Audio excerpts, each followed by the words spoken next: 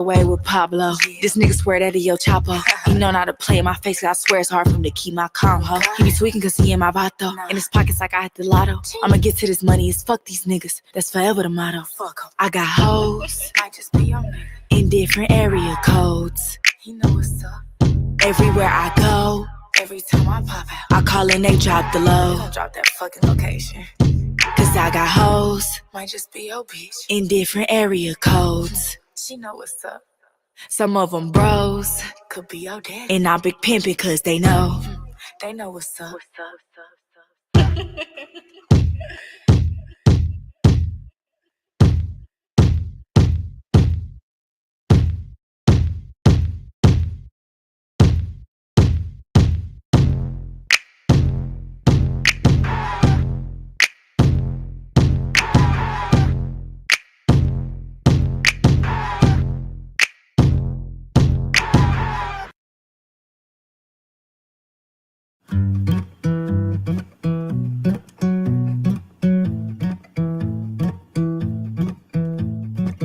I wanna follow where she goes. I think about her and she knows it.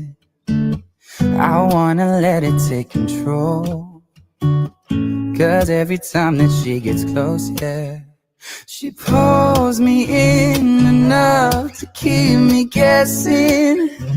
And maybe I should stop and start confessing, yeah. Oh, I've been shaking, I love it when you go crazy. You take all my inhibitions, baby, there's nothing holding me back. You take me places that tear up my reputation, manipulate my decisions, baby, there's nothing holding me back.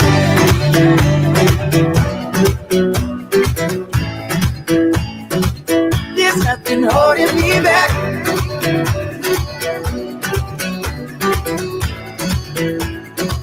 There's nothing holding me back. She says that she's never afraid. Just picture everybody naked. She really doesn't like the way. Not really into hesitation. Pulls me in enough to keep me guessing. Oh, maybe I should stop and start confessing, yeah. Oh, I've been shaking, I love it when you.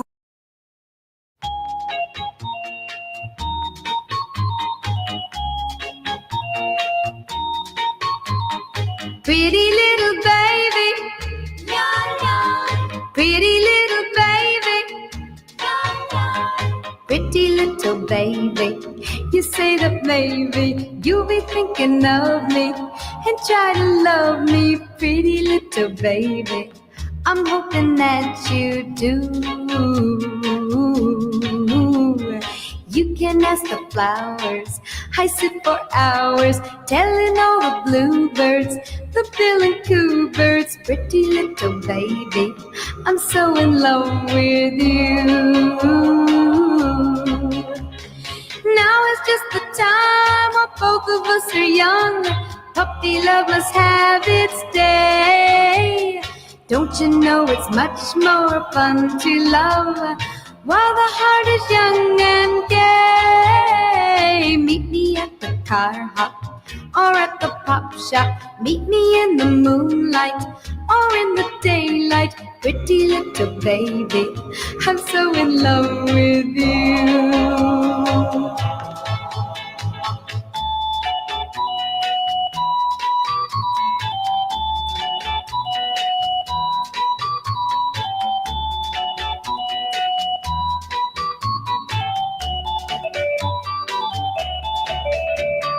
Now is just the time when both of us are young. Puppy love must have its day. Don't you know it's much more fun to love while the heart is young and gay? Meet me at the car hop or at the pop shop. Meet me in the moonlight or in the daylight. Pretty little baby, I'm so in love with you. Today I don't feel like doing anything. I just wanna lay in my bed. Don't feel like picking up my phone, so leave a message at the tone. Cause today I swear I'm not doing anything. I'm gonna kick my feet up, then stare at the fan. Turn the TV on, throw my hand in my pants. Nobody's gonna tell me I can't. Nah, I'll be lounging on the couch, just chilling in my Snuggie. Click to MTV so they can teach me how to Dougie. Cause in my castle, I'm the freaking man. Oh, yes, I said it. I said it cause I can. Today I don't feel like doing anything.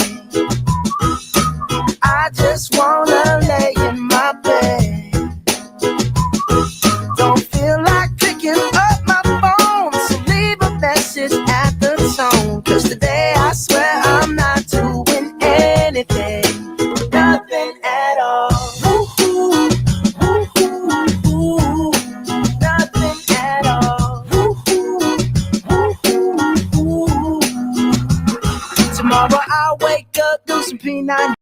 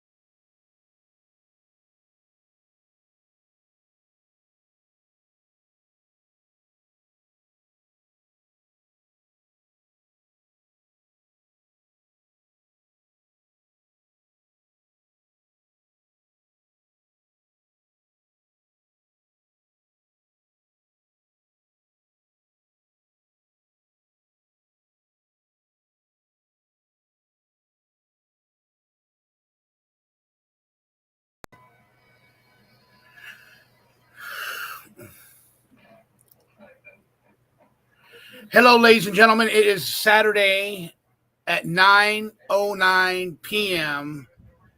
It is 5/24/2025. We are getting down to the lower days of remainder of May. I just want to say hello to everybody. How is everybody doing tonight? And Sugar Plum, how are you? Butterfly Kisses, how are you?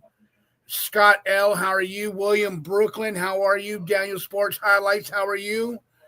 And everybody else that's coming in and everybody that's in the bushes, how you doing?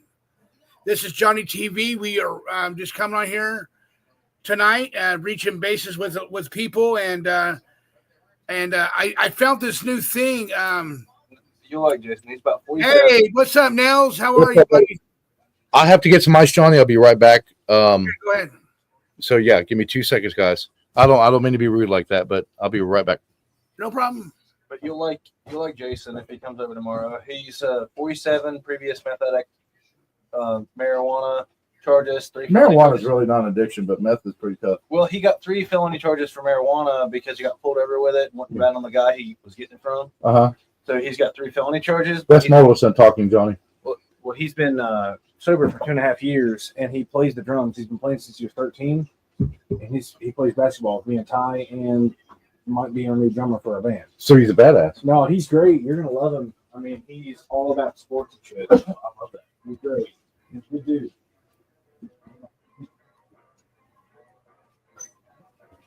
I guess Iron Wolf has some another show on the background.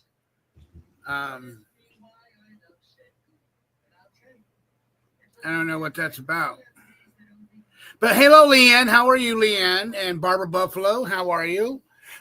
We're just I got bored sitting here. I didn't know if Belle V was going to go on tonight, so I went ahead and went on. And because tomorrow's Sunday, and Mrs.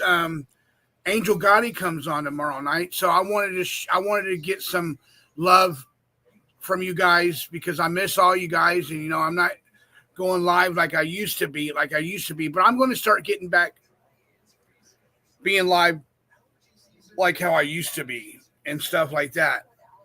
And you guys are really awesome. I just want to say that out of the bottom of my heart, you guys are awesome for coming in here at this time of hour of the night. I'm in California, so that's why I'm still ahead of before tomorrow. But we are having fun here. We got Leanne. I guess she didn't. I guess she isn't. Damn it, Shannon. How you doing, Shannon? You can laugh, but that's actually. I'm sorry. Go ahead, Johnny. We have Nails Iron Wolf. He is here with me tonight, and he's a good guy and everything. And I want everybody to know that he's a very good, excellent, good guy. And he could tell. I called him and I said, "Hey, man, I'm going live," and he says, "Okay, I'll be there." And he's here. His wife probably ain't going to be here tonight because she's probably already asleep. Correct. Okay. She was very tired today. Hey, if you notice, Nils, do you see this right here on my screen? You see it on the screen where all the people's messages are on the screen now? Yeah. I put the messages on my screen, and somehow they let me do that. That is cool as fuck, man. Yeah. That's awesome, actually. What up, Leanne? So back here, Marissa and Arky and Way Up Dude and Remy and a few others and stuff. I was actually on their stream when you called me, so I was like, "Cool, yeah, hell yeah, I'm going to jump over."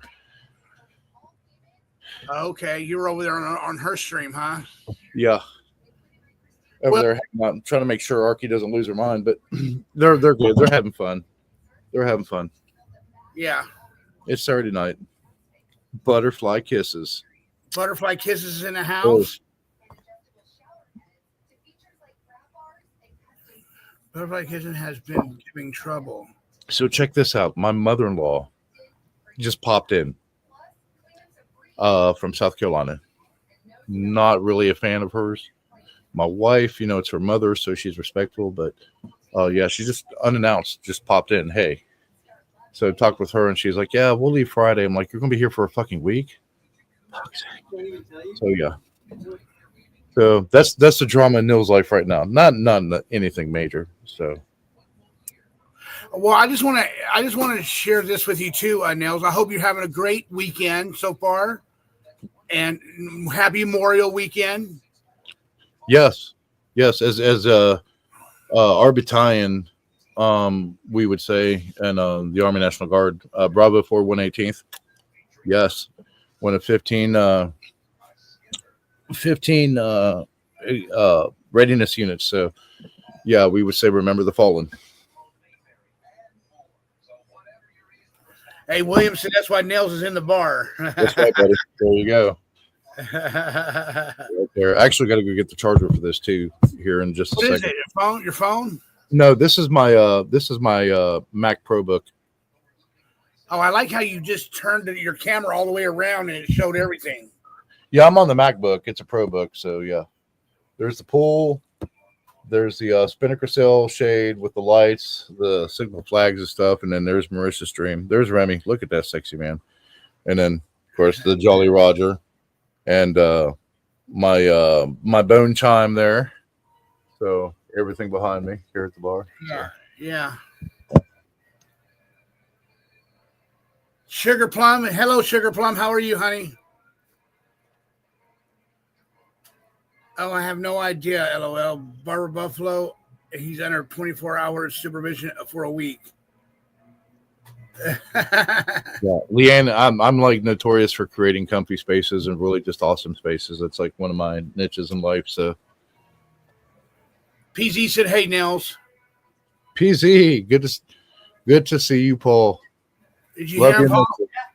Love you and miss you, man.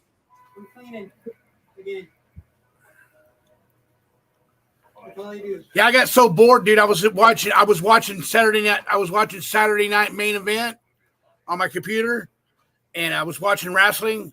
And Jey Uso got to keep the belt, man. Cody Rhodes came out. I was watching some UFC fighting earlier, but I didn't hear about that. I did not watch anything tonight other than that in baseball. I watched the ACC championships between Clemson and somebody, but yeah. Oh, show the sperm, That's- Johnny. Okay, I will. Here we go. Here you go. Here we go. Go back Thursday. Johnny swimming in the pool. You like that, Nails? That's hilarious, man. Here, look, it's got a happy face on it too. Look. Oh shit. He's got sunglasses. I love it. I showed it earlier when Jim was on. Jim was on Christine's, and I was facing it. He was in the corner, right? I was in the corner. I was next to him, right? And I was going like this, like start poking his head with it. I need to sub up to Christine. I was hoping Jim and X would jump up here. I mean, I know it's late. It's a 3-day weekend for a lot of folks. It's a very sentimental weekend to me personally, but so there's different ways that we honor that, but this weekend. But yeah, it's good to see everybody out having fun, ready for the summer. yes. Is Marissa and Archie together? Yeah, Archie actually went to Dallas to see Marissa, and you don't want to see none of that, folks. That's borderline soft porn right now. Yeah, we don't want to see none of that. But Archie had a couple shots of vodka. She's not a vodka girl. So Marissa's babysitting her. Remy's over there, and we're making sure she's okay. But she's in good hands. Archie will do anything once. She is a nut. I love her. Like, if she ever came up here to visit in the winter, we would probably be streaking through the snow naked. And it's not like an attraction thing. She just has a very wild spirit to her. And I admire people that have wild spirits because they fear nothing. Didn't we think that, Johnny? Until she got here? Yeah. I'm not going to say nothing bad about her, because we had our differences and it's time to move forward. Yeah, that's it. It's not time. I've been doing a lot of thinking, and a lot of people, it's always to be the better man and the better person to move forward. Very fair. And so Archie's she's having fun, and Marissa's watching her. And of course, Marissa was listening to everybody on panel. I was like, because Archie kind of like wandered off, and I was like, no, don't. I don't give a shit if I like you or not. If you're a female and you just wander off and start talking to people, it's like, no, you have to protect them. So even if I don't like you, I will protect you. That's how it is. What happened to William? They have a memorial bridge where the sailors passed, and I went there live. That's what he was showing us. That's what he was showing us yesterday. Sugar Plum, why are you so mad? Yeah, I got. Move out. Oh, the mother-in-law. Yeah. I'm sorry. I misunderstood you. My fault. My bad. She says, yeah, get a coat and move out to the bar until mother-in-law leaves. No. Oh, man. I'm telling you. Thank goodness this is my house and I stand behind it. So, old Swedish hospitality is you can stay the night, but you have to be gone tomorrow. So, my wife understands that. So, she's going to talk to her mother tomorrow. And fun fact, if you rearrange the letters in mother-in-law, it spells woman Hitler. What? Women Hitler? Woman Hitler, yes. If somebody wants to come visit, hey, send me a text, call me. Hey, man, I'd love to come visit you. I've had friends. I have a friend from England who's coming the end of next month. Another friend from Houston, Texas, who's coming up too. And it's like, hey, yeah, that's cool. That's cool, man. Hi, TZ. How are you? But like if Johnny and PZ, if Johnny and Paul said, hey, can we come visit? Hell yeah, let's set a date. Let's go ahead and get this started. that's fine. But when you drop by and announce, hey, I'm here, guess what? That is a problem. Because not only is it disrespectful, but you put a hamper on like my plans. So if you would have called and said, hey, I'm coming up, then we would have made appropriate arrangements. What about Jose? How Jose comes over, Jen? Deer on the hillside. Nothing. Yeah, Jose sometimes comes here unexpectedly, And he throws rocks. and he throws rocks out my balcony. And money too. And money. Okay, when he comes and he throws money off the balcony, call me. I'll fly out there and catch that shit. No, he throws it on it. He throws it on it. He throws it onto my balcony. Oh, I would. Hell yeah, that's Johnny payment. There it goes again. There it goes again. Now, like, those sunglasses kill me, man. Yeah. They just kill me. Yeah, Leon said he cracks me up. Jose does. Oh man. He got this at the dollar store. So the next time Jose walks in, just look at him before he comes to the door and be like, "Levite las manos."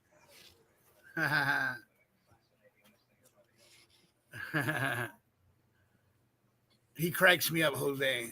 Oh man. Oh. How are you, TZ? Tessie's here. Leanne, of course, she's a badass. I saw that girl Ryan over on the other stream tonight too. I can change that if you want me to, or turn it off. Yeah, you know what? I probably don't want to get in trouble. You know what I mean? So yeah. Yeah, there we go. Because Marissa might go back and say, "Oh, Johnny was watching off of Nell's TV." Oh, I'd be the first one to stand up and be like, "Listen, hey, that's my place. This is my place." Yeah, but I don't want to get struck for it, though. You know what I mean? I understand. Yeah, I understand that. It is. It's good. Look what Barbara Buffalo wrote. It goes sugar plum. It looks like porn in the background. LOL. It's like very soft YouTube porn. It's like borderline. So yeah, that's why I just popped it off. Yeah. I was playing one of the fights earlier, and when I went on the stream, there was some guy there who was like fucking freaking out, and I was like, "Dude, you need to calm down." Look at this. Look at this, buddy. What is that? That's not what I think it is it? It's an egg. Oh no shit! And it has a disco ball light underneath it, so it lights up my whole ceiling. Oh yeah, I have one of those. Oh, what are they called? The like the constellation lights and shit. We normally shine up here on the porch. Yeah. Yeah, those are badass. That's badass, man. I still love that fucking speaker you got. That thing is wild. Oh, this one right here? This one? Yeah, Tessie, that was fucked up. That really lit me up. Yeah, that's the one. That's the one, Johnny. Yeah. I have the volume down right now. That's why it's not doing nothing. Like my father lives 3 miles down the road from me, and he always texts or calls, "Hey, you home?" And I do the same. Like, you just never show up unannounced like that. There's a difference between like a surprise visit, "Hey, I've missed you," stuff like that, versus what happened tonight. So it's like, because then you have to feed them, you have to give them lodging. We do have a guest bedroom, but we're remodeling the house right now, so it's not available. And my friend coming from England at the end of next month will be staying there. He might bring a friend with him. So we planned on getting that set up by then for them. And it's not ready for any other guests. And then she pops in and it's just like, "Oh, you bitch." And she knows what she's doing. Like her I better not speak so loud, but because they're just on the other side of the wall. But her boyfriend didn't even feel comfortable about it. So he wanted to stay in a hotel, and which was to be a better option. And my wife said, we expect this from my mom. That's just the type of person she is. And she's such a narcissist. So this causes a whole bunch of problems. So I have to just grit my teeth, be the better person, be hospitable, and then let her know, hey, you're overstaying your bounds. This isn't a free hotel. This isn't a place to stay. This is my home. I have a family here. Sorry about your misfortune, but it's not my responsibility. You're a grown-ass woman. That's right. So you have to have a boundary. And that's the one thing that's most important in life is you have to have a healthy boundary. Because if not, people will walk all over you every day. Yep. Every day. I totally agree with you. Yeah. So how you been? How was your day? Man, it's been a good day, actually. We were going to have a cookout today. Made some barbecue, put it in the fridge. So we're going to have a big cookout tomorrow for the family. And it's actually other than, fortuitous circumstances that it's been a very, very relaxing, very awesome day. Did a puzzle with my wife, and yeah. What did it say? Norris, come and say hi to us, good people. Norse come in, yeah. Norse. Who's Norris? Norse is it means north. In the old tongue, Gamla du Tangunen. So yeah, the Northerners like Finns, Swedes, Norway, the Norse, the Norwegians. Oh, she's saying Norse code. Denmark. Not Morse code. The Norse are the people of Northern Europe. So like Norway, Sweden, Denmark. You know Norse code?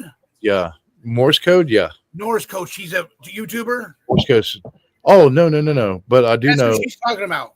Okay, I thought Norse code. Okay, I've never heard of that. Yes, Leanne. I unblocked Reaper. Yes, I did. Mm-hmm. So, I unblocked everybody. Yeah. So Norse. I was going to say I know Norse. I know of Norse. Oh shit, Johnny. Let me go get my charger. I just got to look. My Mac is about to go dead in just a second.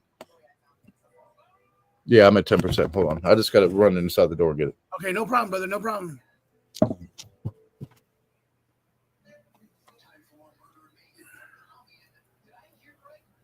Yep.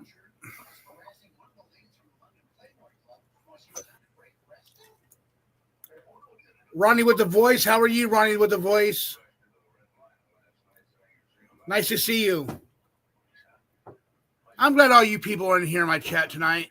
Hey, Paul, can you turn the light off?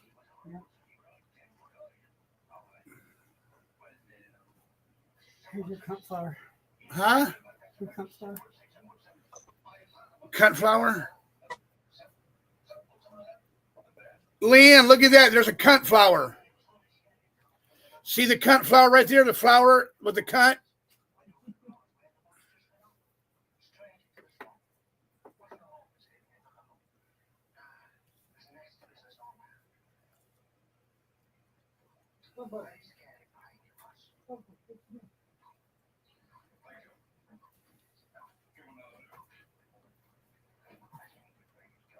Yeah, did you see that? Leanne? Hey, pick her up and bring her to me. People want to see her.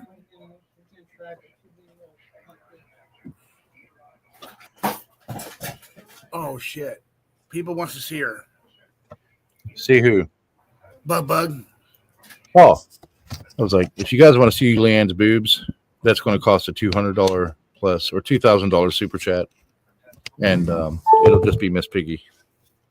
Nothing against Leanne. That's just what we're going to send you. We're not going to send you the real deal because nobody has it here. So prepare to get scammed. Yeah.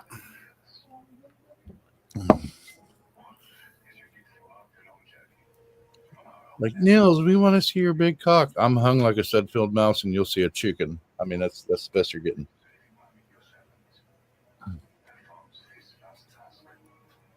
Yeah, see, Sugar Plum knows about boundaries. Yeah, you have to set healthy boundaries in life. It's okay to say no, folks. Did you get her, Paul?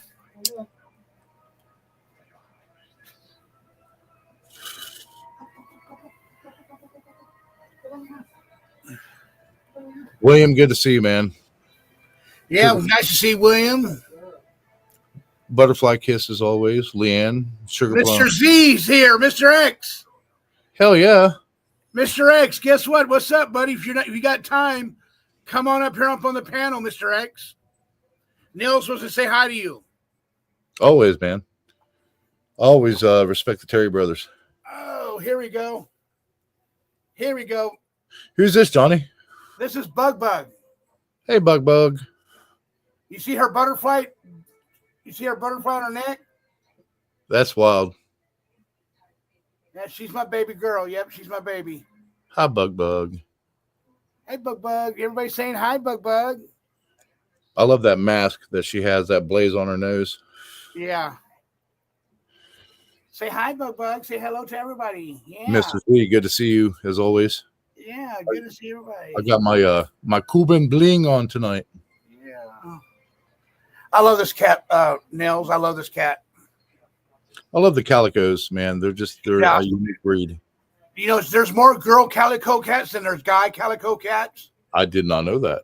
If you get a see you later, Bug.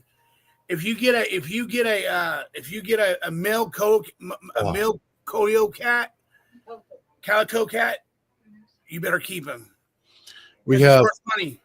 two oranges. We have a Russian grenade. The rest are black. There he is. There he is. Yeah, what up? What's up, brother? Good to see you, man. Hey, what's up? What's going on? Another beautiful Saturday night in America. That's right. I just got in not too long ago. I was up in Antelope Valley. How was that, Mr. X? Oh, I tell you what, you live on the west side, or like you live in South Bay, actually, Long Beach. But and then you go to an area. Is that green smoke? Green smoke? No, it's the neon light behind you. Yeah, it's probably coming off the tiki bar light there. That was pretty badass. Looked like a dragon. That was wild. See if we can Like I saw a dragon. Look. Oh yeah, that's wild, man. That is wild shit. Green mist. Hey, Mr. X, look what PZ found earlier today. Sperm. With sunglasses. With sunglasses, ain't that cool? Oh, it's sunglasses. Oh, it looks like a sperm or something like that. It is a sperm. Ew. Good to see you. He's wearing glasses. Hey, remember, man, you don't have to be the fastest swimmer, just the one with the sunglasses on, right? Listen, so I was up in Antelope Valley, right? It was so windy up there, and I was doing some work at my property, and at the tail end, I left. I obviously took off, and on going there, I didn't go by where Danielle works, but going back, I did. And not because her, it's just because it's easier to go that way. There's some construction on the 14 on the freeway. Yeah. So I pretty much have pinned what her car is now. Like, I haven't gone in there. I don't stop or anything, but like I've been by there on the day she works, and I know what she drives. I mean, that can only be her car.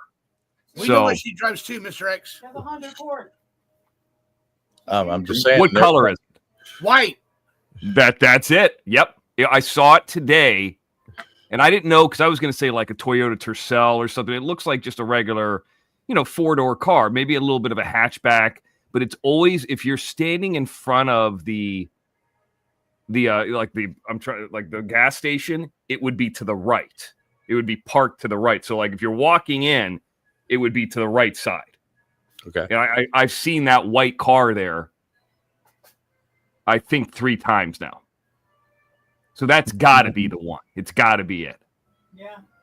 And I'm not going to stop there. Obviously, I'm not, I'm not fumble nuts. I'm not trying to harass anybody or anything like that. But it's clearly the one that's on the way to my property. But it would be great to leave just like a little handwritten note. Well, here's the thing is, without identification. She had a boyfriend. I don't know if you were around for this. I don't know if she has the boy. There was a guy named Sancho, and we figured out who he was. And, this might sound a little bit harsh, but the way we figured out who he was through an obituary of his father. His father was a military guy. And in no disrespectful way did we, make fun of any kind of person that served, but I just put up a photograph that was in the obituary and put an American flag behind him, and I had him saying, "I love XNN," which is the name of my show. Nothing saying, making fun of him, and didn't say anything else, but just I wanted him to know that I knew who he was because I knew who his dad was. I found the obituary. And and Sancho's been like a terror online, his alts and harassing people. Well, he calls me up and says he's going to do something to me, threatens me, says he's going to see me soon. He lives in California too. And I recorded the conversation. I told him I was recording it. That was over 5 months ago. He's never shown up to anywhere I'm at. In fact, when I got my last channel, when I got my last channel terminated about a month ago, I went up to Antelope Valley, told him I was going to be there, turned on my camera, called him out, and he didn't show up.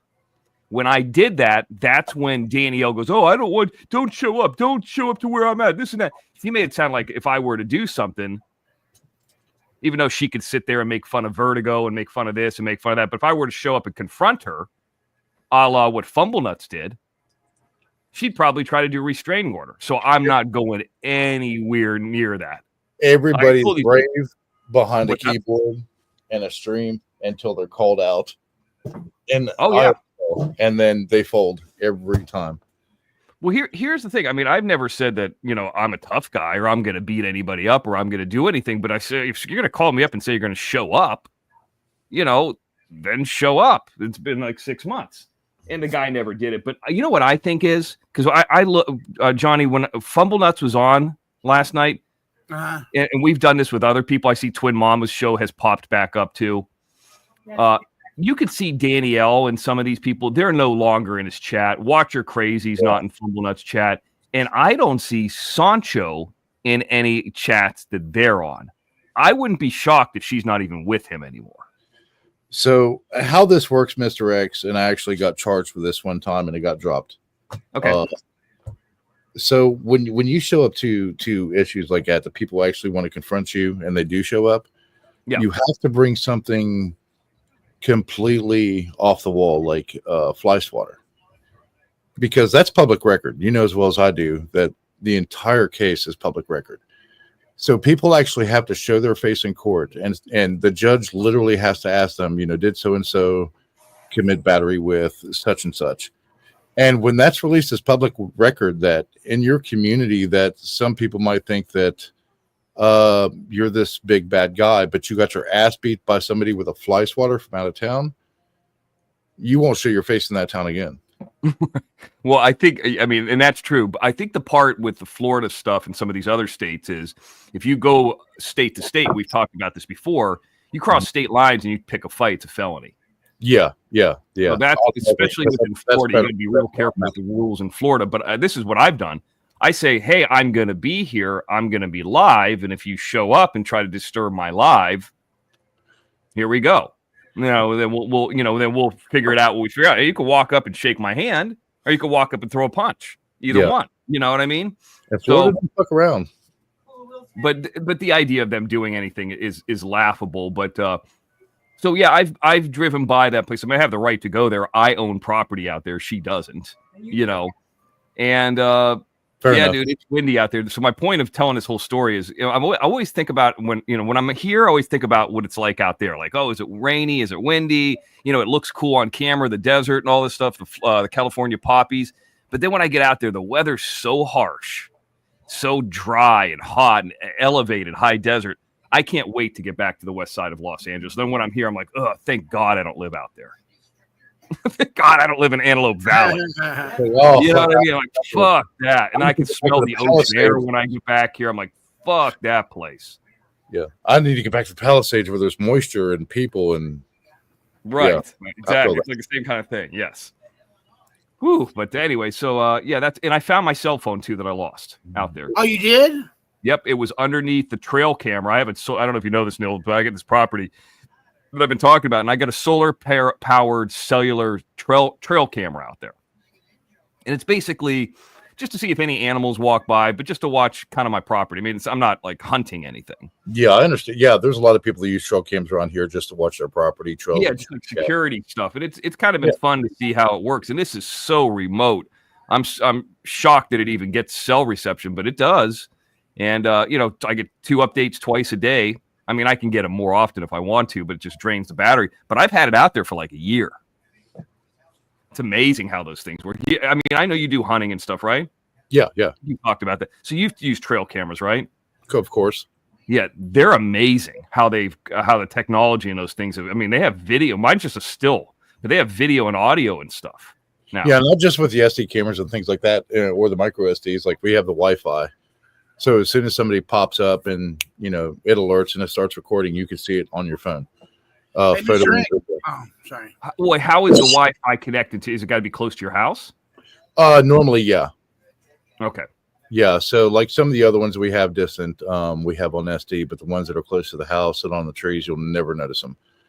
Is on Wi-Fi, and of course we have fiber optic. I don't know how we live out in the middle of nowhere and have up to 7 gig fiber optic, but it works great. It's cheaper than a ring cam.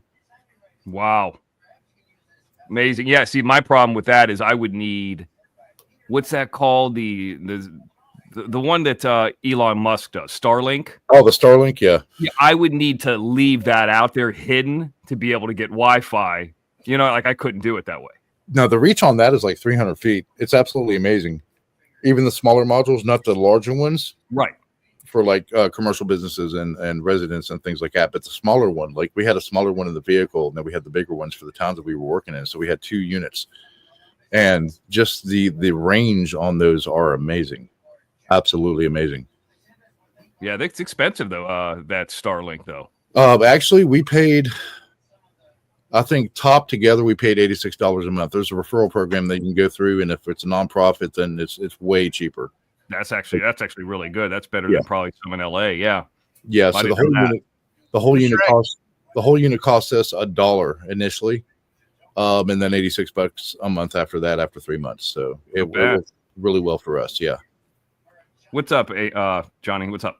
Hey, I get there's this new thing that you could put the comments on the screen now. Up on the screen, okay. On StreamYard. Do you see them? Yeah, I do see that. Yes. Yeah. So So now StreamYard's got that available to you if you want to ever do it. So you can put the comments on the screen on your screen when you're live. You know what? I saw this. I think I saw a bit. Well, I know I saw a bit of Fumble Nuts' show last night, and I saw his comments on there. And I thought that maybe he wasn't using StreamYard anymore. Maybe he was using Restream or anything. But I didn't know that feature is in there.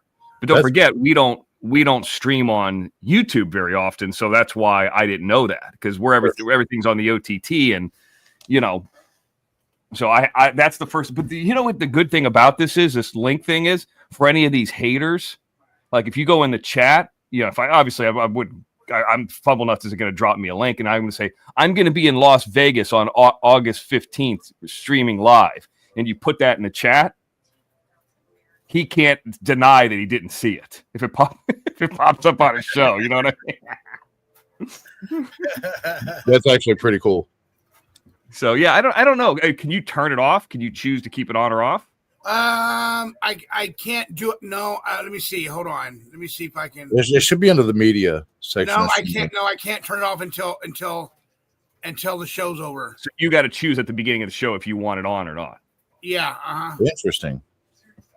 See, this is what if I was still doing YouTube, and everybody has their different things for their different reasons. I would not use it. Here's why: because I wouldn't want people harassing people in the chat. If you don't leave the live replay up, somebody sees Eric Murphy in there or whatever. Just like the thing that I said with Fumble Nuts, like that. The reason I wouldn't want it up is the reason I just said with Fumble Nuts, and we also have people that harass people that are part of what we do. But I think the focus should be on the people that are on the show, not necessarily the people that are discussing in the chat. So the people in the chat, if they want to, like they could call in, they can come up, or we can answer to them. It also kind of eliminates the super chat thing, because that focus is, if you have a super sticker, then you read that out. I always thought that was the purpose of it. Yeah, it would make sense. I see that. Yeah, it would make sense if the video was like maximized and stuff like that. Versus you already have the chat there, so it's there's already the chat there. Now it's just embedded into your show. Yeah, But I mean, hey, it's a cool feature. I've only seen it recently. But see, there's Eric Murphy. But oh man, someone blocked you, William, in Angel Chat. Uh-oh. That's crazy. Angel's pretty cool. Yeah, she's a nice lady. She's put up with our shit. She's actually, got a really nice group over there. I mean, she does have her haters, obviously, but who doesn't? Yeah, and of course, being introduced to the YouTube drama and things like that. So that'll myself out. Well, her group that's different than because we kind of come from. Well, you come from the Lincoln Kane, or I don't know what group you come from directly, but her mob group, it's like more or less everybody's a snitch or a rat. Like what I've determined about it is you have all these low-level criminals that looked up to John Gotti like he was their Joe Montana or their John Cena or their Hulk Hogan, and they're just, guys and they want to get everybody else exposed because they were ratted by somebody or they failed in their little criminal life that they did. Yeah, because they're there. They want to be here, but they're here. Exactly. Yeah. It's exactly what it is. And so when they're booted from her show, I mean, the only person that could be higher than her would be John Gotti himself. I mean, they're getting booted like from a living idol almost, like the daughter of a living idol. I mean, that'd be like Stephanie McMahon walking up to me and saying I'm an asshole. And I'd be like, man, her dad's Vince. I mean, Stephanie's done a lot too, but you know what I mean? Yeah, yeah. And they take it personally. That's their hero. And not to mention his son too. His son too. Yeah, obviously, yeah, I forgot about him specifically, but yeah. But he's a known guy too, and I mean they look up to those guys. I don't know. I didn't grow up around that. I grew up in the Southeast in Florida, so I mean that wasn't part of my culture or anything like that. I mean I like mob movies too, but it ends at the movie, Yeah, Pinellas County is a whole different world, and Gulfport specifically, Garbage Port's what we used to call it. Mm-hmm. My grandparents had a house in Clearwater. They were snowbirds, so okay, yeah. Where in Clearwater, like where? It's funny too. The first Christmas we were invited to down there, we were at Countryside Mall. We had to pick up some stuff, so of course we took 19 straight down off of. They were in Ashton Place, right off of the Countryside Country Club there. Yeah. So of course we grew up right by there. Okay, there you go. So yeah, we cut across the country club, hit 19, went south to Countryside stuff, and I warned my wife. I said, "Hey, this is a completely different world. It's different." That's how I explained it to her. So we're looking for a parking spot, and she watched two 70-year-old men fist fighting over a parking spot, and she's like, "What the fuck?" I was like, "Welcome to Clearwater." That's like that's all I could tell you. Everything east of the or west of the causeway is just a different world. And then you get in like Dunedin, Tarpon Springs, completely different environment. So yeah, I feel that, brother. So the Countryside Country Club, I learned to swim there. They used to have things for kids, just to learn to swim. You'd have to be part of the country club. And there was a lady, and she had like some part of her jaw that was missing. And she'd always put like this, I don't know, some kind of salve on it or something. So she smelled like old Band-Aids. And water with her. I always thought that part of her face was going to fall off in the water. It's fucking terrifying. And she'd be swimming in there and blowing a whistle and all that stuff. But I remember learning how to swim at that Countryside Country Club. And, you mentioned Countryside Mall, right? Yeah. So when I was in Florida last year, I mean, you don't know this, but other people have heard me say this 100 times. When I was there in November, I started doing a live at the Oldsmar Flea Market, which is closer towards airport. Yeah. No shit. Started there, then went to Countryside High School, where I went to high school for 3 years. Then went into where Jim grew up in Countryside, which actually is not too far from that country club too. It's actually on the opposite side. It's on Landmark Landover. It's on the opposite side. Yeah. The country club's entrance is on Countryside Boulevard.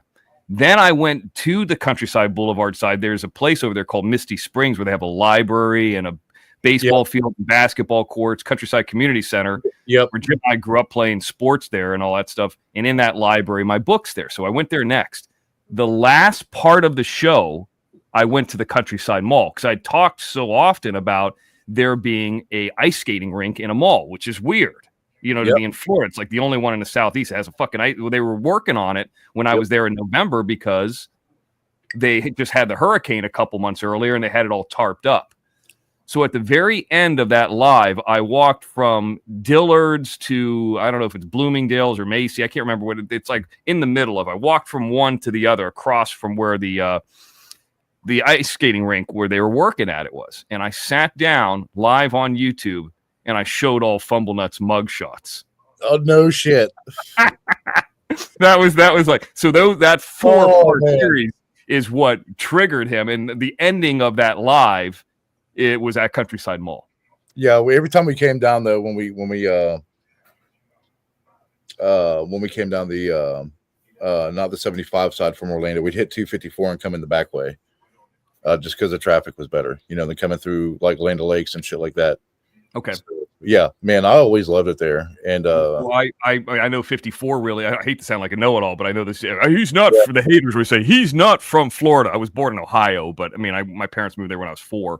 That's but, so 54. I went to St. Leo University, which is State Road 52. Okay. And 54 is Wesley Chapel and all that. I used to work back in the day at Saddlebrook Resort, which is off 54. Man, the horse track got just fucking blew up there. Wait, there's a horse track on 54? Yeah, right up north. It's north of almost to Bradenton. Okay, well that's the opposite way. I know what you're talking about. Yes. Yeah, north. But I know that area very well too, and it's just like so much development. The last time we were, that was years ago, but there's so much development down that way.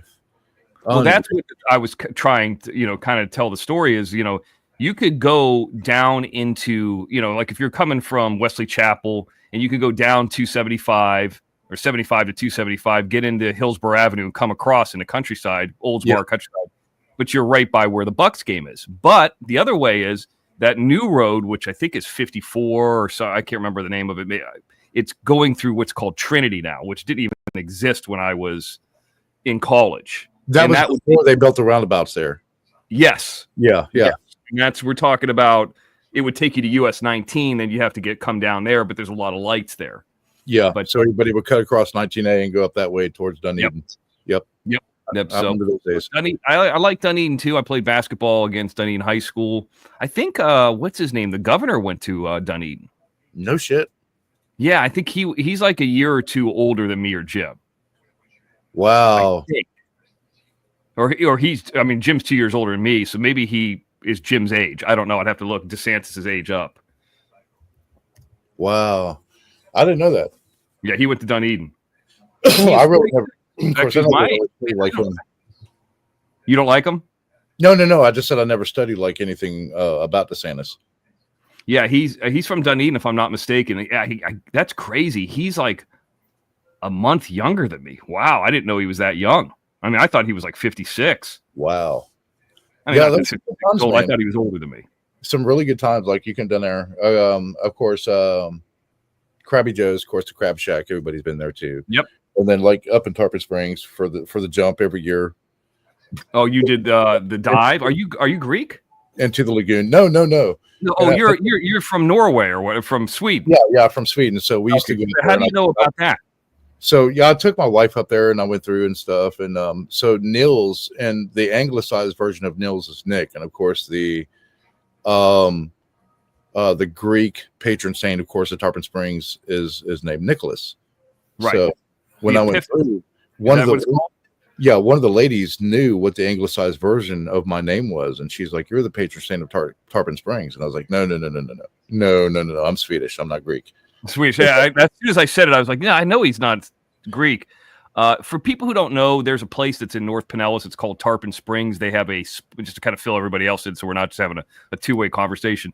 They have sponge docks down there, and it's very Greek Orthodox. That's kind of really like good food. And they have a thing that's called the Epiphany, where the Greek Orthodox Church, and all the Greek kids, they throw a cross into the water. The kids dive in the water, and whoever picks up the cross finds the cross at the bottom of the water. They have like, I don't know, a year of good luck or something. Yeah, everybody like dives in the lagoon. But there was some hater at one point where they were, I think they did it with the Bubba the Love Sponge show or something, which obviously he's from Clearwater too. The kids were going to dive in there, and they went down there the day before and threw a ton of crosses in there. So the kids were diving in. Instead of one kid coming up with a cross, like 20 kids came up with a cross. What an asshole. They toss it in there. They don't tell anybody where it is. Everybody stands on the edge of the lagoon, and everybody jumps in and dives down, free dives to get it. Right, but imagine if you exactly, and then if you get it, you like you get a year of luck or whatever the tradition is. But imagine if you went there the night before and threw 30 crosses in there, and then every kid was coming up like, what a jerk prank. Somebody did that one time. Oh, that'd be great. Yeah. Doggy Dick, how you doing, Doggy Dick? Yeah, I took her by DeSoto Park, not Fort DeSoto, but I took her by DeSoto Park and we'd hang out there. Nice. Where in Clearwater did you have family? Like Clearwater is, is a big general area. I mean, Cundon Gardens is in Clearwater. I mean, Greenwood, Clearwater. The subdivision on the north end of Countryside was called Ashton Place. Let me look it up. Yeah. So I can't remember the exact address, but yeah, they had a house there in Ashton Place. That sounds familiar. It wasn't far from the library. I do remember that. Okay, hold on. Let me look it up. So since I was a teenager, we gone in there, I think, for like 3 Christmases, and then Angie and I got together and we went down there. Ashton. And then there was like this little hobby place too that I would go to over by the old Coast Guard station, the air station there. And I'd buy like miniatures, and then is Ashton Place near Countryside Mall, or is it more near like Palm Harbor and Curlew? Hold on, let me look it up, man. This has been years, brother. Years. My uncle lived on Kennewick, right there by the golf course. Which golf course? I mean, there's Chichi Rodriguez. There's Countryside Country Club. The country club. He lived off Kennewick, off the country club. I do remember that. And then Ashton Place is just north of that. So fuck me, man. This has been a while. Everybody, please hit the like button. It's free. Right. I'm looking. I'm trying to see if I can find it. So if you've heard of Townsend Contractors, that was my uncle. He was a fucking asshole. I don't know. Don't forget. I mean, I left there in 2004. Yeah, he was still done. Countryside. No, that's Greenbrier. There's Largo. Because they were the great thing about growing up near golf courses like that, man, when this golf course start to close down or after a rain, you could ride your bike on there and go through the grass and all that. I mean, nobody was really doing anything bad, but it was a great open space to ride. Sometimes you'd be able to cut through too, like I remember going all the way up as far as US 19. There used to be baseball card stores there, and you cut through the golf course, and it would save you so much time versus going all the way through it. But just coming up by like Westchester Lake and shit. Yeah. Yep. I don't know. I don't. Mr. Riggs, what do you think? Have you ever seen those stringers on YouTube? Let's see here. Which ones? The one that does L.A. The guy with a bike that rides around like in the bad area downtown. I like him. No, that's cool. He drives over there off of Figueroa. Yeah, that guy goes to like MacArthur Park. He's got like a $6,000 Chinese bike. You know who I'm talking? He shows all the hookers and all that. Yeah. Him. There's also a guy that goes to the Scientology building in Hollywood and stands out in front. And they always shut the doors. You seen this guy? I haven't. No, I haven't seen him. He's just some guy who's, I guess he used to be part of the Church of Scientology. Speaking of Clearwater, Clearwater and Hollywood's connection there. And he walks up and he just starts saying, "Oh, it's a cult, it's this, it's that." And they have a thing where they used to shut the blinds, but now they could take the glass and smoke out the glass, like so you can't see in. They were south of Curlew. Okay. Fuck, man. I'm just looking at the map right now. There's a lot of shit that's been built since then. In just the 20 years. Wow. Jim Terry Music, Jim's dad's store, is on Curlew. It's obviously west of the US 19 near the Home Depot. Shit. My sons are like huge. We're all musicians in our family. So that's cool. Yeah, if I go down there next, I'm gonna have to check him out. He'd probably be like, "Oh, you're a fan? Uh-oh. Yeah. Oh, you know Jim Terry? Uh-oh." How do you know Yeah, my but, yeah, I mean, I know that area very well. I mean, some of those places were. Did you say Rampart? No. Let's see. Here's North Ridge. Shit. Yeah, I remember the name of the subdivision was Ashton Place. Right off Countryside Boulevard, and I'm trying to find it on the map now, and I'm pretty sure it was south of Lake St. George too. Yeah, Lake St. George had a buddy who had a house there. Yeah, because we used to cut up to Curlew and then go over to 19, so we wouldn't take the 752 side. There's Endicott. Shit. There's been a lot of fucking construction, but I do. Oh yeah, they've done a lot of stuff over there. My uncle, right down the road, Curlew Creek Elementary. I went to school there, kindergarten through 3rd grade. So I mean, yeah, they lived in a cul-de-sac, and that's what I'm looking for now. It's kind of funny. I can't remember. Oh, Endicott. Oh, I see it. Yeah, I couldn't. It's funny. I can't remember the name of my grandparents. I know exactly where this is. In fact, here's. Okay, so I see Endicott now. Yeah, I remember my uncle's house was off Kennewick, but I can't remember the name of the street. But I do remember the name of the subdivision. What's up, Big Chris? Well, I could tell you something about Endicott Court. There was a guy we used to know that had a house there, and his name was Corey, and he was my age, and he actually lived in. I'm looking at the house right now on the map, but if you look one street over, Ferncliff Lane is the first All right, house. Leanne, you have a good night, Leanne. Good night, Leanne. Good night, Leanne. Leanne is the first house that Jim grew up in that area. It was actually one street over from Endicott, not the one that I went to, but the one before that, which is not a big area, but a little bit smaller. But yeah, I know that area very well too. 2988 Buxton Court. Teddy Ruxpin was on Endicott Court. 2988 Buxton Court, and I think they sold that house for 800 and some change. Okay, let me see where it's at. Yeah. Okay, so this is the opposite side. Yep, I just found the house, Buxton Court. 2988 Buxton Court was the house my grandparents owned.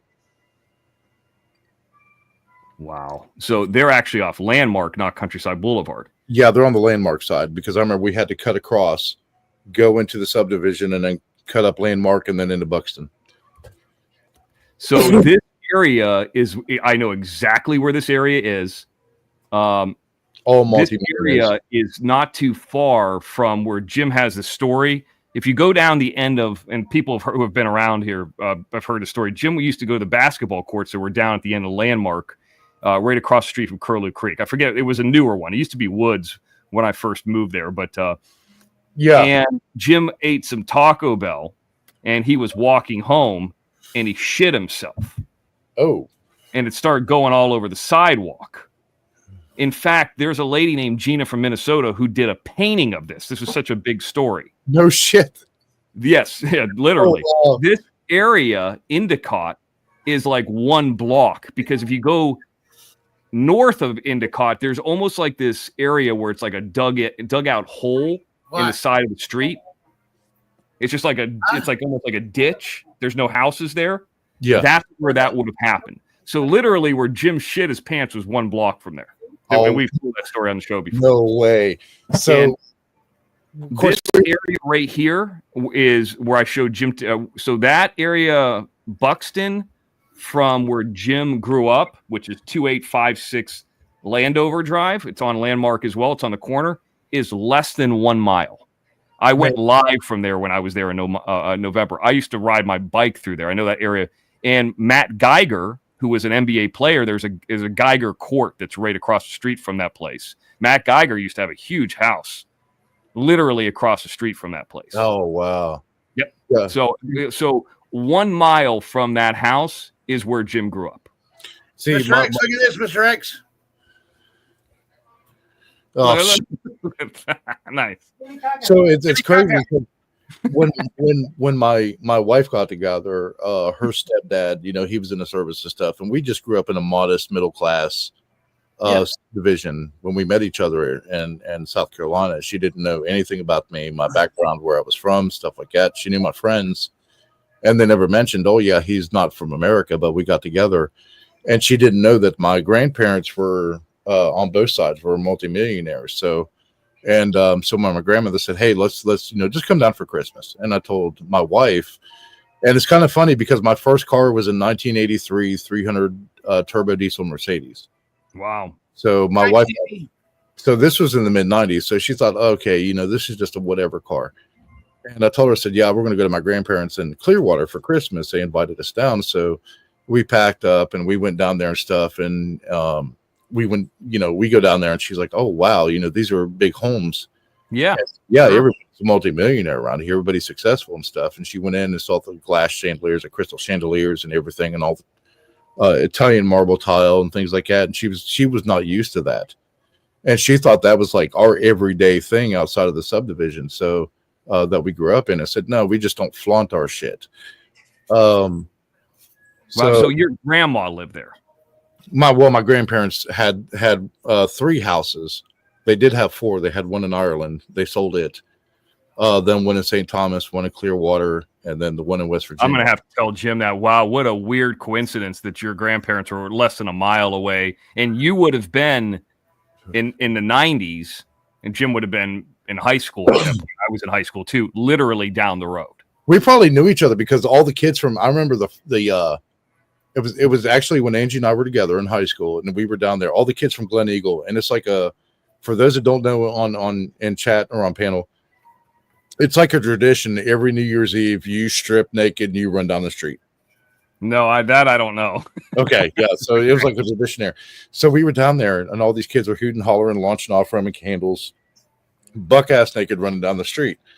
And I'm like they're running down Landmark and getting Countryside Boulevard. And Angie's like, what are they doing? And so by the time she asked me, my ass was already naked, jumping over the wall onto Landmark with fireworks in my hand. I had whistlers and I was running down the street. Like it was a tradition in that area at the time. So yeah. And thank goodness I hope there's no pictures or video on YouTube or anywhere floating around. But yeah, everybody just stripped naked and ran down like quarter mile down the road. Now, I think those houses are expensive now, but I don't think they were $1 million house back then. No, they were when they got that house, and that was in the early to mid 90s. It was like $362,000. I think they paid for that one on Buxton. But yeah, of course, valuation. There's that. Yeah, increase. I mean, it's worth a lot now. And I think that kind of middle area, like the opposite side of the road, was kind of the newer side of the road, like where Matt Geiger built or Eagles Estates. I had a lot of friends that lived in Eagles Estates. And that was, Turtle Brook, which is actually right down the road from that. Those were all the newer ones, but still the other ones were still, very nice, and people had lived in them for years. It depends on how close you are to the golf course too. The closer you are to the golf course, the more expensive it is too. But but it would depend on the house size and all that. But I don't know if I knew anybody over there. I remember I knew people that lived on Masters, which is the opposite side of the golf course. I had different friends all over the place, but that specific area, I have to talk to Jim to see if we knew anybody over there. And I don't remember. I remember I know you'll remember. There was a huge 2-story mansion, good property, maybe 1.5 acres, 2 acres max, beautiful, and they had the greatest light display every Christmas. People would go by that. Yes. Oh man, I loved, because if we weren't going towards Curlew and we were headed south, like towards Countryside, off of Landmark, then yeah, man, we passed that place every time at Christmas, going Christmas shopping, things like that at Countryside and other places, and absolutely loved looking at that light display of that 2-story mansion. Wow, William? Like the old Greco. What a weird coincidence. Damn, man. Wow. Mr. X Williams here, Mr. X and Nels. What's up? What's up? You got your thing on. We can see your ear. What's up, guys? I thought you said you were missing your ear. No, everybody, because I always do that. Listen, because always say, and I always say, listen, no, because I had a problem with the left ear. It is what it is. But no, it's very good to hear like a different take on things and like stories about like situations about other things. Just like, I mean, like for instance, right tonight, this chat right now, no drama. Well, there might No, be yeah, drama here. No. There's no drama because I showed up. But I mean, there might be drama now. But no, like just hearing different things. You know what it is like? I mean, it's a breath of fresh air, if you will, guys. It really is. Yeah, Well, It really especially is. and I don't have any shame in this because humility is the best teacher. But all of the shit that I had given Jim and X years ago, and then popped up on a chat. I can't remember even which one it was. I don't even remember what you said. Like I don't even remember what the shit was. It was from it wasn't Constance, it was somebody else's and stuff, and I just ran my mouth. It was like a false report or something on Jim. It was not even the right Jim Terry. Oh yeah, I do remember that. Yeah, the black guy. Yeah. It was a black guy on cocaine or some shit like that. And my mouth. Anyways, it was completely false, and I apologized. And I was like, you know what, I'm a dick. It was wrong. I was just jumped in with the wrong crowd. Blah blah blah. And then everything kind of got settled from there to the point now to where we were literally probably at the same time within a mile of each other, and probably saw each other and didn't even know it then. Yeah, it's very, very likely. I mean, they probably drove by each other. I mean, it's, I went down that road many, many, many times. So did Jim. So it's just, very, very odd. But hey, hockey when I played What's ice up, hockey, fools? when I played ice hockey in high school and stuff, man, all the matches that we had in like Bradenton, Clearwater, all the way down to Naples, that whole side of the West Coast, and probably have seen so many people like you guys on YouTube and never even knew each other then. Never knew each other. That's wild. I mean, and I know we I forgot what we were talking about. The conversation went to the whole conversations about other communities that we go to, whatever the case may be. But I mean, like, you know what I was gonna say? I was gonna say this, that I met a few great people from the Jim Terry community. Now, I'm going to say the community, but now I'm going to say the Jim Terry movement, because actually Jim Terry only moves up. And that's basically that. That's what I'm saying. It's a movement, I guess, guys. Yeah. Listen. I'm not brown nosing here. I'm just saying that it is what it is. But I mean, like when you guys talk about other things, I grew up in a different type of neighborhood in Brooklyn, an Italian neighborhood at the time, and so like it's great that not the mafia, not the mob genre, if you will, but it's just like how can I say this nicely? But I'm not going to sugarcoat it.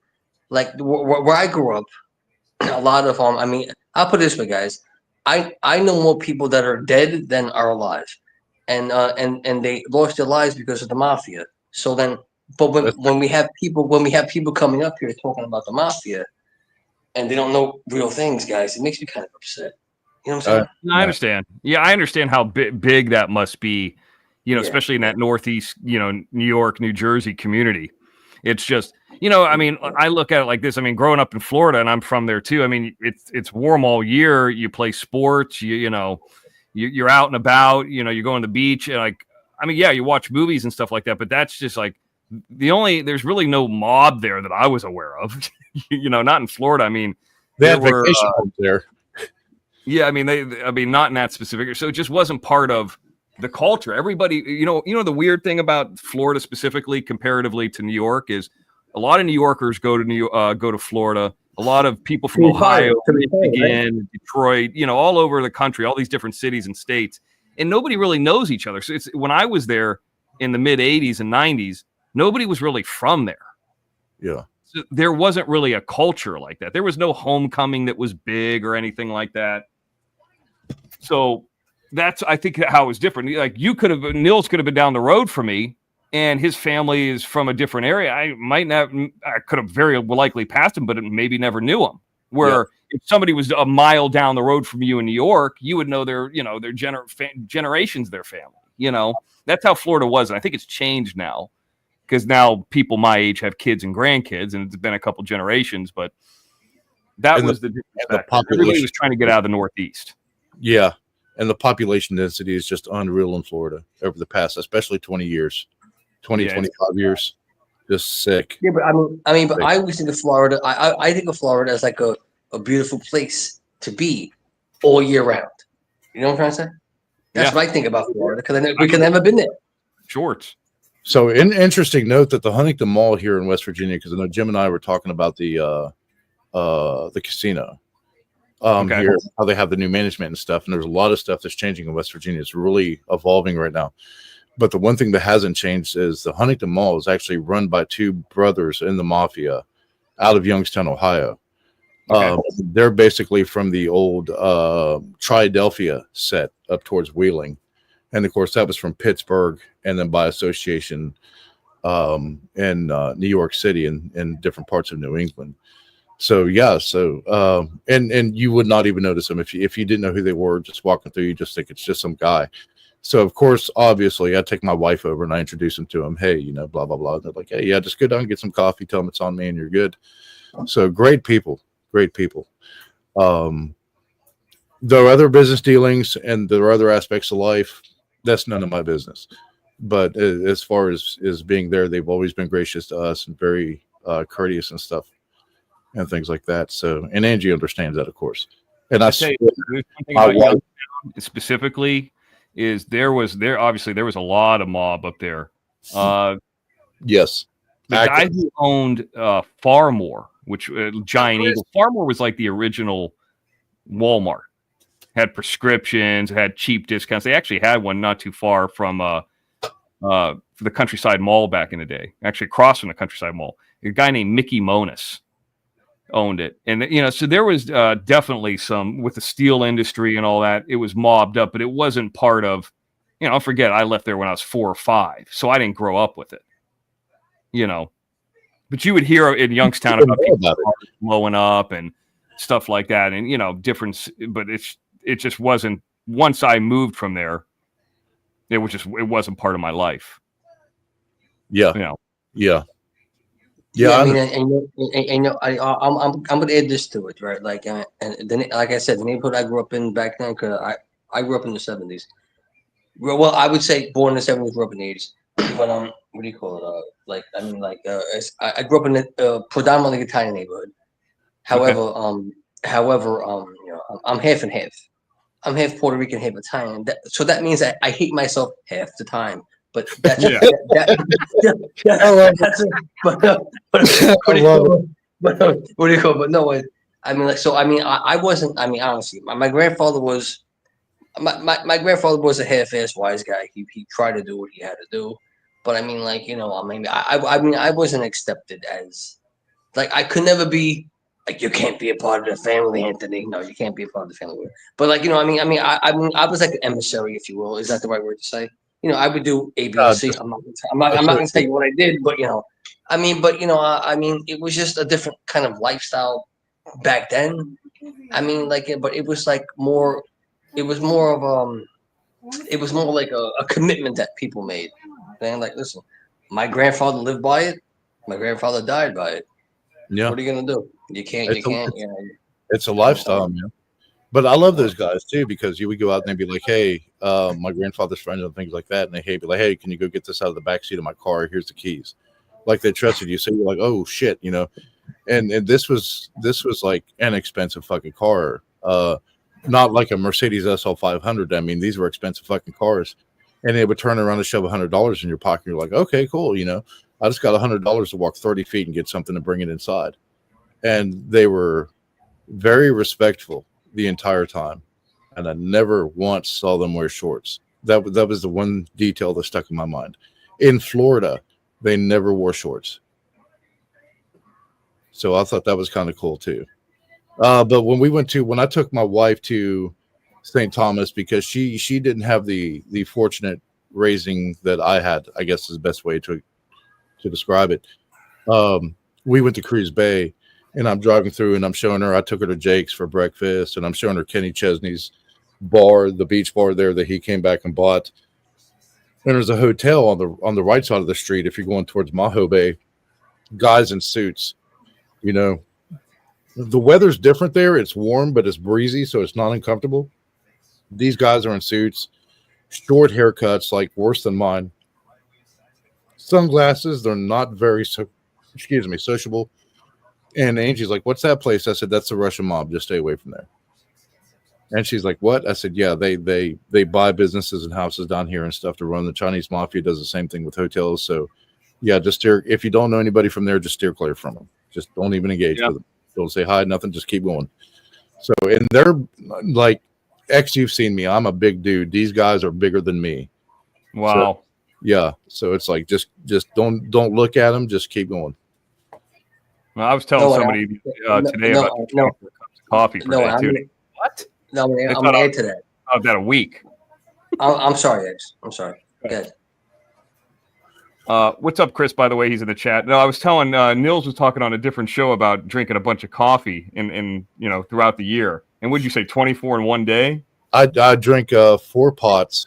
So by the pot, it's 48 cups, but I drink 10 on average about 10 pounds of coffee a year. So how much is that one day? 24 cups a day? 48 cups. 48 cups. Okay, I was telling somebody earlier today that you drank 24 cups. So I was halfway off. That's a like most people can't handle that. You better never come off that. You're gonna have a shaking fit. Oh man, yeah, or I'll have AFib or some shit like that. Yeah, I stopped doing caffeine like it's a drug. I guess it is, but and I had a headache for like 2 days. Yeah, when you start to come down from caffeine, and we noticed that when we were actually in Western North Carolina, you just couldn't get a hot cup of coffee every day. So every time that we got it, it was like a commodity, like the greatest commodity on earth. Okay. So you would start having these splitting, almost migraine headaches. And then your body would try to wear itself down. So we would combat that with just like, not with energy drinks or anything like that. I'm against energy drinks, but we would just try to flush it out. We would just start to hydrate like crazy. Yeah. And then there's an old thing in the military called ORS, which is oral rehydration salt. So we would mix that in to bottles of water that we were drinking just to stay hydrated. And it's nuts, man. When you're coming down that caffeine, you get extremely angry. You start getting these splitting headaches. I mean, it's unimaginable. It's worse than a hangover headache. I stopped. One of the things I just said, I'm going to, not that I need to or anything, but no more caffeine. I can still drink soda. Root beer doesn't have caffeine in it. Ginger ale doesn't have caffeine in it. So there's, sodas I can drink. I don't know if ginger ale is real technically soda, but kind of is. There's things I can still drink that I think taste good. I mean, I love cream soda. That doesn't have caffeine, got a lot of sugar in it. But so that's just one of the things I was like, you know what? I don't necessarily need this. But man, 24 cups. Then now if I drank like a half a cup and put water in it, and now it's like supercharged. Like, yeah. So my morning routine is I'll wake up, I'll piss, whatever. Take a shower, and then I'll just start hitting the weights. And I'll drink 1 glass of water. Just one, and then just start hitting the weights. I'll work out for about an hour and a half, and then I start what I call my morning routine. Breakfast, high protein breakfast, straight water and coffee. That's it. And I'll come out here, especially to work. I'll show you guys this. I don't know how well you'll be able to see it. So I stock up on the water. So even when I'm out here, and so right here, those are just cases of water, aqua water. So it's coffee and water, and then sometimes tea, black tea, mint tea mostly, and then which is very common in the South of America too. And my wife's grandmother actually got me hooked on the mint tea, and that's just on occasion and stuff. And then the coffee for fika, 10 a.m. to 3 p.m. and then done. That's it. I don't drink any coffee in the evening. Damn. Yeah. Like let me ask you though, like the coffee, right? Like back in the day, like way back when, right? Italian household. Oh, there was always a coffee pot on the stove, whatever, heating up whatever was leftover coffee, whatever. But like, it got me upset when all of a sudden you got the what was it? The one thing that gets me aggravated the most. What is it? Pumpkin spice latte. This. Oh yeah. What are we doing here, guys? The regular coffee, okay? A coffee. You can't even get that no more. It's $95 for a coffee. What's going on here, guys? So Mocha frappuccino. What the fuck are we doing? I don't want to curse. I'm sorry. So back home we have 2 types of coffee that are the most common that are very popular, which is chocolate coffee. It's not a mocha. It's completely different. And then we have what we call connoisseur, which is like a cinnamon coffee, which is really, really good. So Angie doesn't drink cinnamon, but every now and again she'll have chocolate coffee. So which we spell CHOKLAD, but it's made different. So while the cup is brewing, there's like a bar of chocolate. So imagine like a quarter of a Hershey's bar, basically, on top of the cup. So while it's brewing, it melts into the coffee, and then of course melts and stuff. And that's how we make it back home. That's a lot of caffeine. That's a lot of caffeine, man. Yeah, and just you're constant. But our lifestyle, our work style is different in Sweden than it is in America. Like if you work 16 hours, they legit think that you're psychologically ill. They think you're crazy. So like it's amazing how different areas coffee is such a big deal. Like LA and the area I grew up in, Florida. I mean, obviously there's coffee shops, but it's not part of the culture. You know what area that I lived in that coffee's really big? New Orleans. I mean, obviously it was a port city. It is big in New Orleans. I did not know that. I never thought about it, but obviously, I mean, there's coffee, PJ's Coffee, obviously Cafe Du Monde with the Cafe au lait and all that. I mean, that's their own thing. I never, I'm not really into that culture that much, or the coffee culture or whatever. But but you can't almost help having one when you go down there if you're going to eat the, what is that called? That Cafe Du Monde that they have. But it is a big part of New Orleans too. I think isn't it a big part of New York too? I'm not sure. But I know they do have this though.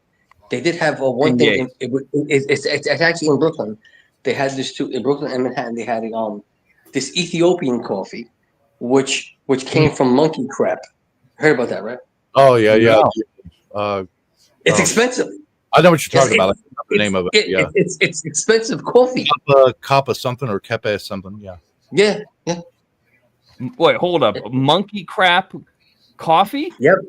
Yeah. Like the monkeys would eat. Listen, I'm not being racist. Not the one from the cat. One from the monkey. The monkeys would eat the coffee beans and then poop them out, and then whatever the case may be, and then they make coffee from that. And I swear to you, I'm not even lying.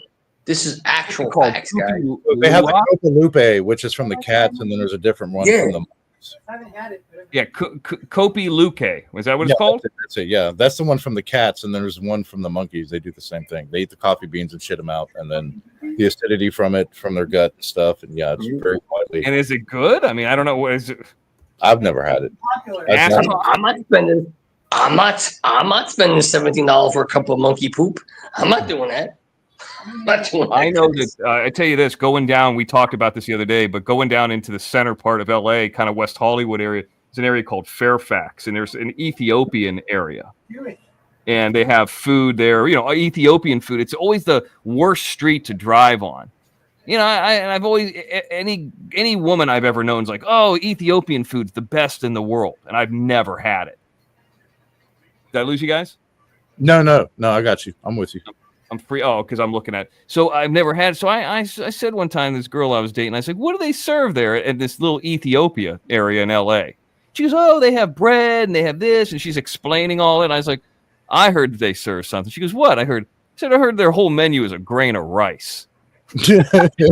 That's the worst comment I've ever heard. So now every time I drive by there, actually just by there the other day, like, what are they serving there? A grain of rice. But I guess Ethiopian food's really good. I've had food from Kenya, but never Ethiopia. When we were in Kenya, they actually have some good things. Their barbecue is amazing. They call it nyam chom. Okay.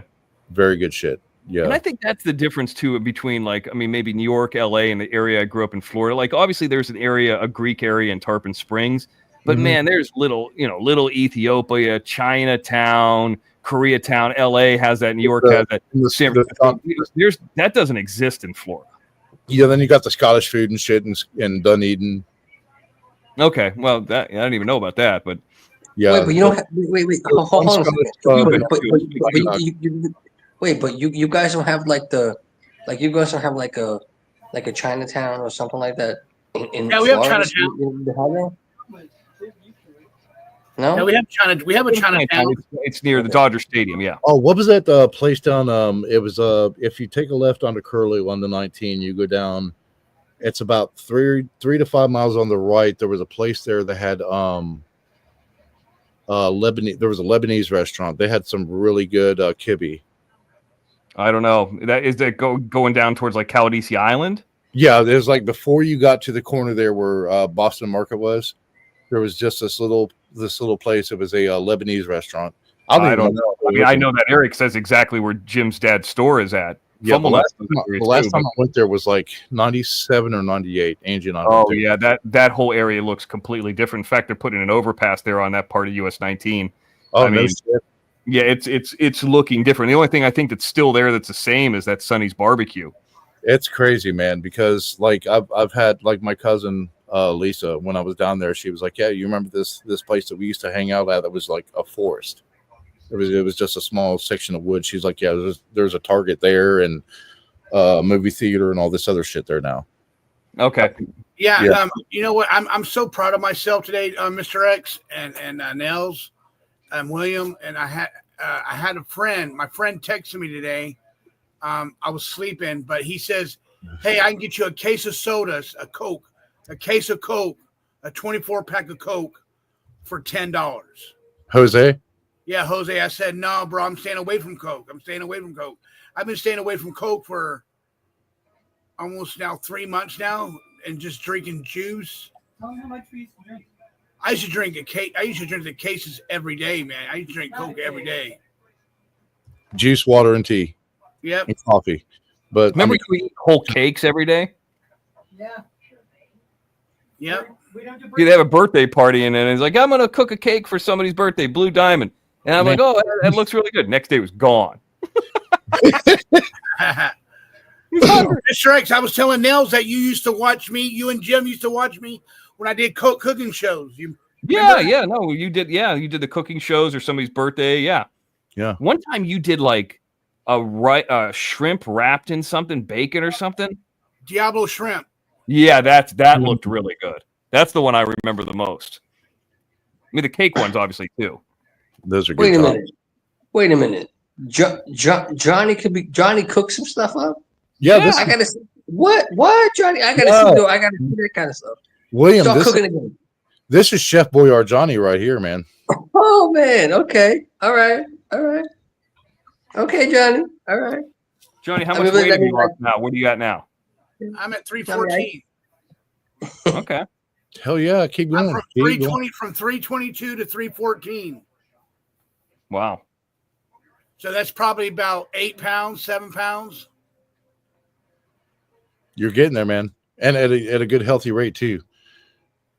Yeah, my heart doctor told me my heart doctor told me my heart's good, everything's good. So he finally wrote me a letter to clear me for surgery. So he cleared me for surgery, and I'm just waiting to see my medical doctor now because they did all the blood work, they did the pee test to see where I stand with that, if they're going to clear me for that. So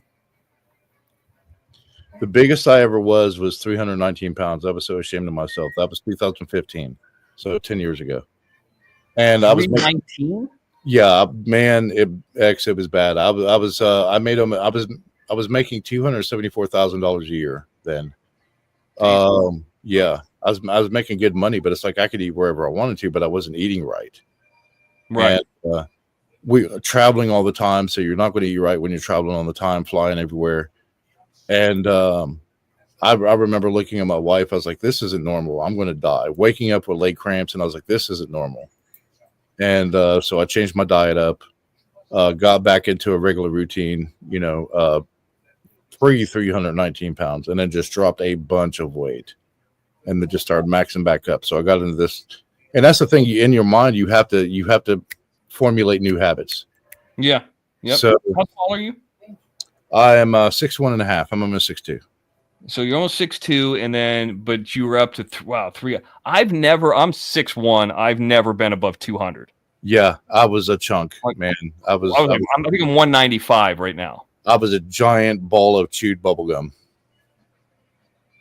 Wow. For some reason I thought you were like 6'6" or something like that. No. My father's taller than me. I'm actually the smallest in my family. So Well, what I'm gonna do is I'm gonna flip it for you guys and say this, right? I've tried for decades to gain weight since I was 18. I've been 127 pounds for 20 friggin' years. Your metabolism it's gonna slow down when your 20s and your 30s and your 40s. Yeah. Guess what? I could sit here and eat 5 cheeseburgers and not gain weight. When I was in It's a curse. It's a curse, guys. It's a curse. Brooklyn, I was the same way, man. When I went into I could eat everything everywhere, and when I went into basic training, I was 144 pounds.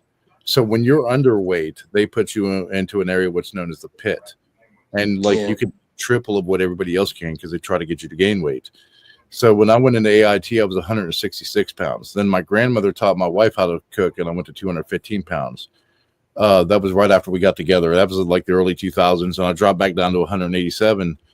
And then after my knee surgery, when I fucked up my knee after I got back from Haiti, I gained 56 pounds, which is crazy because I lost a lot of weight in Haiti on deployments. And then just started after that, I ran 11 miles every other day. And after I fucked up my knee, I had no meniscus, so I couldn't do that. So I just started gaining mad weight, and it was stupid. So so I just said fuck it. And I just started gaining weight, and then I dropped it again, gained it back like fucking Oprah, and then dropped it again and stuff. And now I'm right where I need to be. So well, that's good. I mean, hey, what's Haitian food like? It's like fucked up French Caribbean food. That's the best way to explain it. So they speak patois in Haitian. Is that what the language? No, it's Creole. It's Haitian Creole. Creole. Okay. Haitian Creole. Duh. Yeah, so it's like a slang French. So in French it's moi, and in Haiti it's mouais. So it's slang French is the best way I can describe it. So if you know French, you can pick up on that slang, and you're good to go. I remember this is going to sound crazy because I had a lot of jobs around New Orleans. I think it was the Haitian black guys. They hated American black guys. Yeah. They took their pussies, literally. And I was like, what are you doing in the city then? What are you doing here? So, well, hell, even down in southern Miami, that's, the Jamaican and Haitian neighborhoods down there. And it's completely different. The one thing that's very unique to Haiti is a spice called Maggi, which they put on everything: eggs, meat, everything, fish, chicken, pork. No, I've never had that. Wow. So yeah. Sorry guys. No, we were talking about the weight thing. It was just honestly, at this stage of the game, now this will be I'll be 51 this year. But I mean, just at the end of the day, guys, you know what it is? I have to understand that I do myself no favors because I don't want to put the bottle on camera, Johnny, but I'll do that. Everybody knows I'm an alcoholic. We already know that. It's an established fact. Now, but besides that, I don't eat properly. I don't sleep properly. So how do I expect to feel? Good, bad, or indifferent? Yeah. I should expect to feel bad. And I have no appetite at all. So William, how do you expect to feel, bro? How do you expect to feel? Good? You shouldn't. When I wake up and I feel good, I should be like, oh, why do I feel good, guys? If you're active with the type of metabolism you have, man, and you start to protein up to kind of bulk up, and this is a lot of things that people that want to lose weight, they're like, okay, I'm doing this high fat, high protein shit, and then just sit there and do nothing. And that's not how it works. You still have to be able to do shit. Because if you don't, all of that protein that you absorb is going to get turned into fat, and then you're fucked. You're not going to sit there and just burn fat. Your case, you have to be able to flip that metabolism and able to bulk up. And I can't. Paul. So they tell people. He wants to know what you drink. Yeah. What? Yeah. Lay off the soda. Lay off the coffee. He wants to know what you drink. Wait. I'm sorry, Johnny. I did not hear you. He wants to know what kind of alcohol you drink. Right, I got to get ice. At this stage of the game, Johnny, I drink whatever beer I could steal. Whatever beer he can steal. Yeah, that's it. That's all. So I shouldn't have said that here, but it is what. Come on, everybody knows my deal, guys. Yeah, I'm not proud of what I do. I do what I have to do, guys. I heard that, buddy. Protein up, brother. I heard that, buddy. Hey, William, did you see this today, William? When earlier when I was on Christine's show, look. Yeah, I seen that.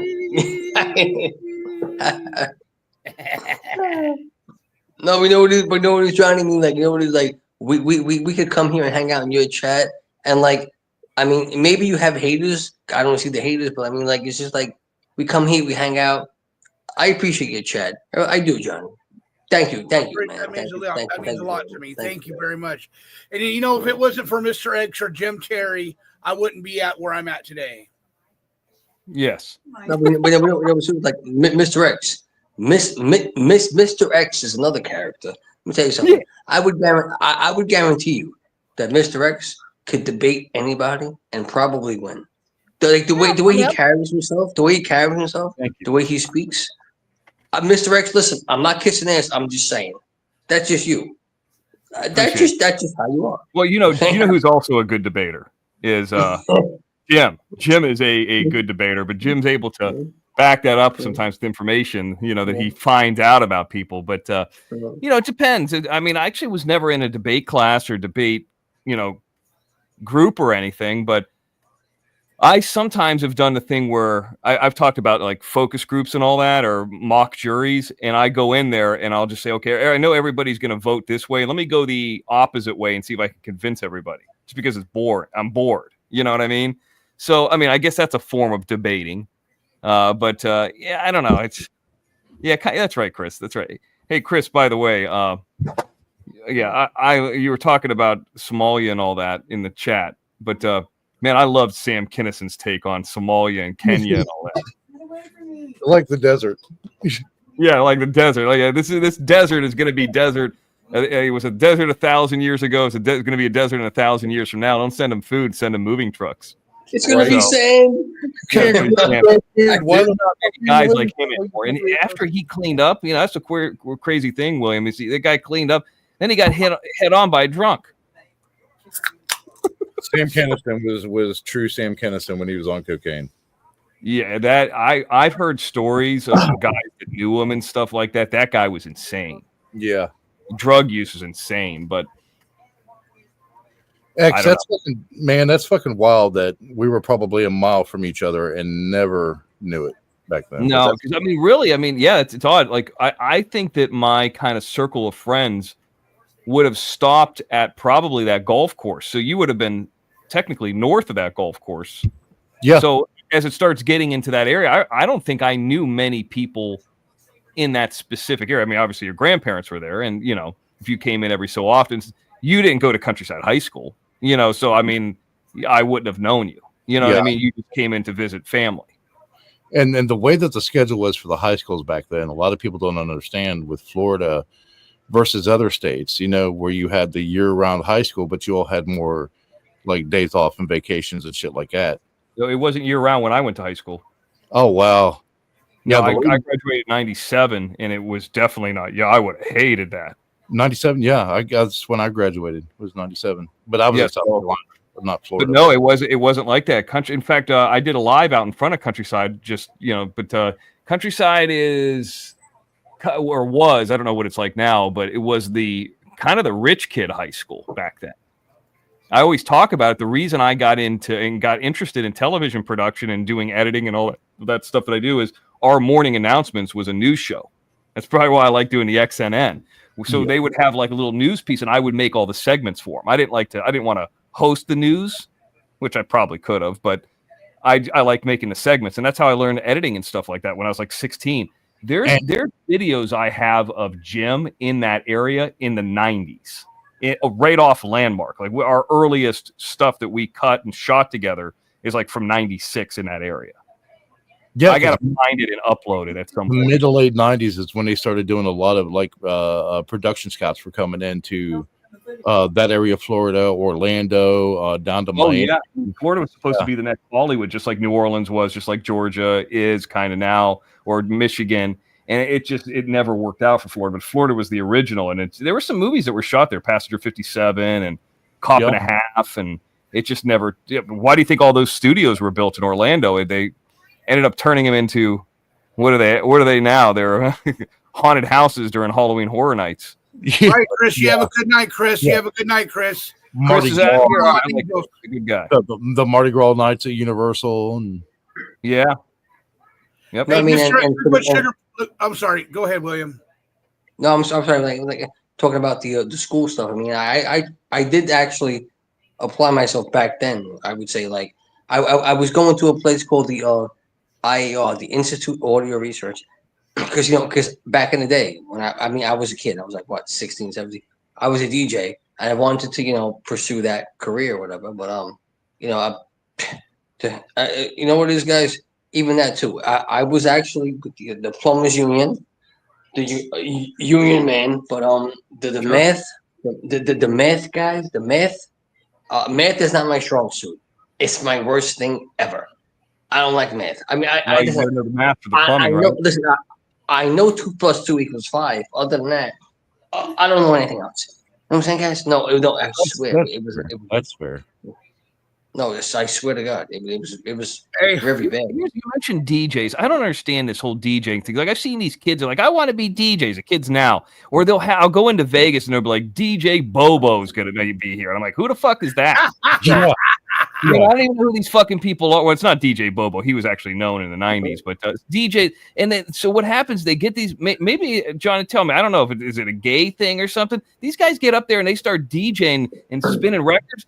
And they're going nuts like fucking Freddie Mercury would be up there singing a song. I'm like, they're not doing anything. They're fucking spinning a record. No, I mean, honestly, Mr. X, I gotta say this. Like, I'm going back to that. I was 15 in '89. I was 15 years old. I mean, I used to have like 16, like 6 crates of records going up there, putting the turntable on or whatever. I mean, that was the party. Now people DJ with a laptop. That's not skill. Right. Nels, you put this up there, Nels? Yeah. You know what I mean? There you go. Is that when you were at your heaviest, or is that when you were in Florida? What is this? That was almost when I reached my heaviest. I mean, I was a chunk there, and that's a 9.5-pound lobster that I'm holding. That's in Cruz Bay in St. John, St. Thomas. Wow.